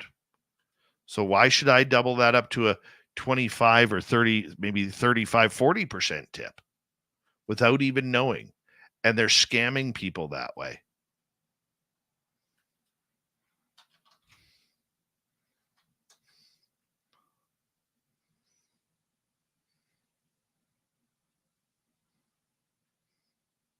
I don't know. Just one of those things that pisses me off. We have a local restaurant here. I know the owner. He wants nothing to do with his servers' tips. Nothing. And today, for instance, he bought me lunch. I went there for lunch with my boss, and he bought us lunch. One of the servers we had there, she's one of my two favorite servers there. Because he bought us lunch, we combined to pay a $20 tip to her for probably a $60, $70 worth of food and drinks. Maybe 80. Tipped her well. Well, the dinner was free, so why wouldn't we tip her well? And James, the owner, got a great beard, by the way. Fantastic beard. He's like, no, dude. He's like, I keep good staff because I allow them to keep all their tips. There's no cutting the tips. There's no nothing. They keep their tips. That's for them. They work hard. He recognizes that. And that's why his staff has been there a long time.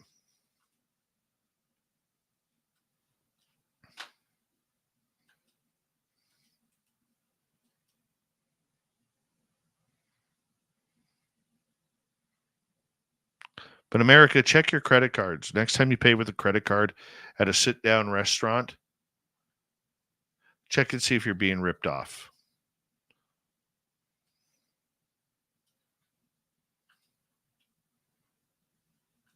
I would.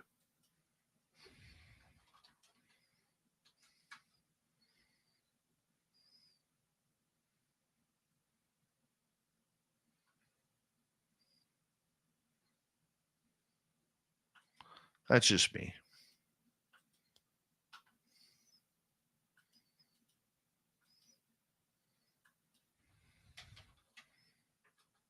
I don't know. Pisses me off. Pisses me off, just like Evan Walters. Anyways, on a more cheery note, a lady here in the U.S. received a $2,500 tip, which she split with the other servers.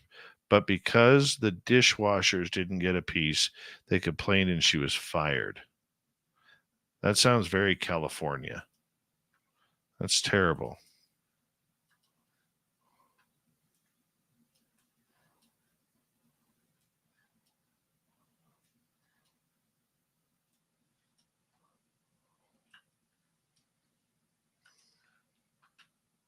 It's terrible.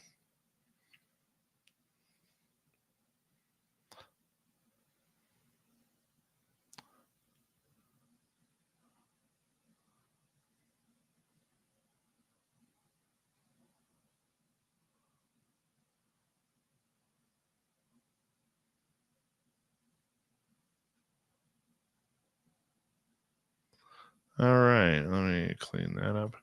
Who's on tomorrow night?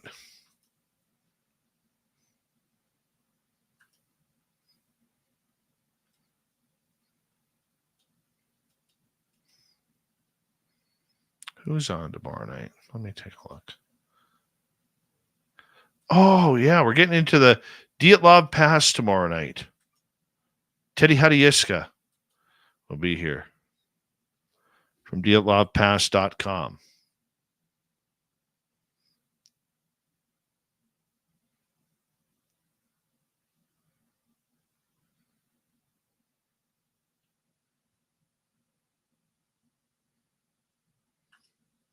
Teddy Hadiiska.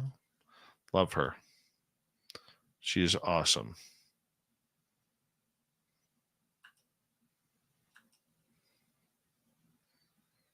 She is awesome. By the way, if you haven't checked out the latest piece of art from Dirty Filth that he posted on X, it's freaking hilarious. I'm just going to drop a link in the YouTube chat here. Bear with me.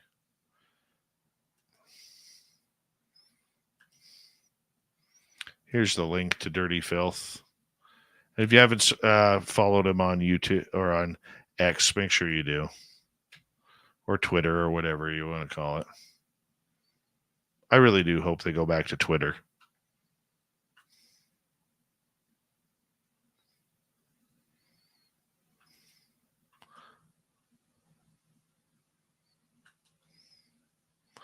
Oh, let's get this all set up here. So I need this in a minute. Let's go. We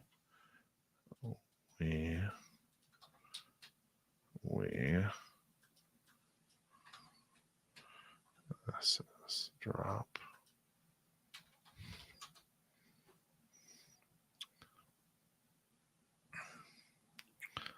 How'd you like Mark tonight? Wasn't he amazing? That went way better than I thought it would. Mark is just such a classy guy.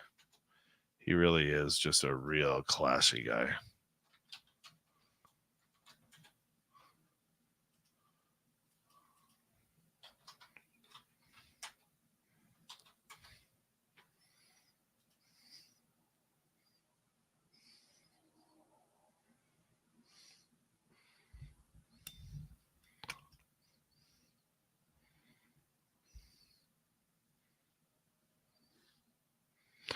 On that note, thank you tonight to Aloha Dave, Deborah Rooney, Stephen, Karen, Joe, and W. David Page. Don't forget to shop at our Spaced Out Radio store. And we'll talk to you tomorrow night, everybody. Teddy Hadiiska, the Dyatlov Pass, tomorrow night. Love you all. See you soon.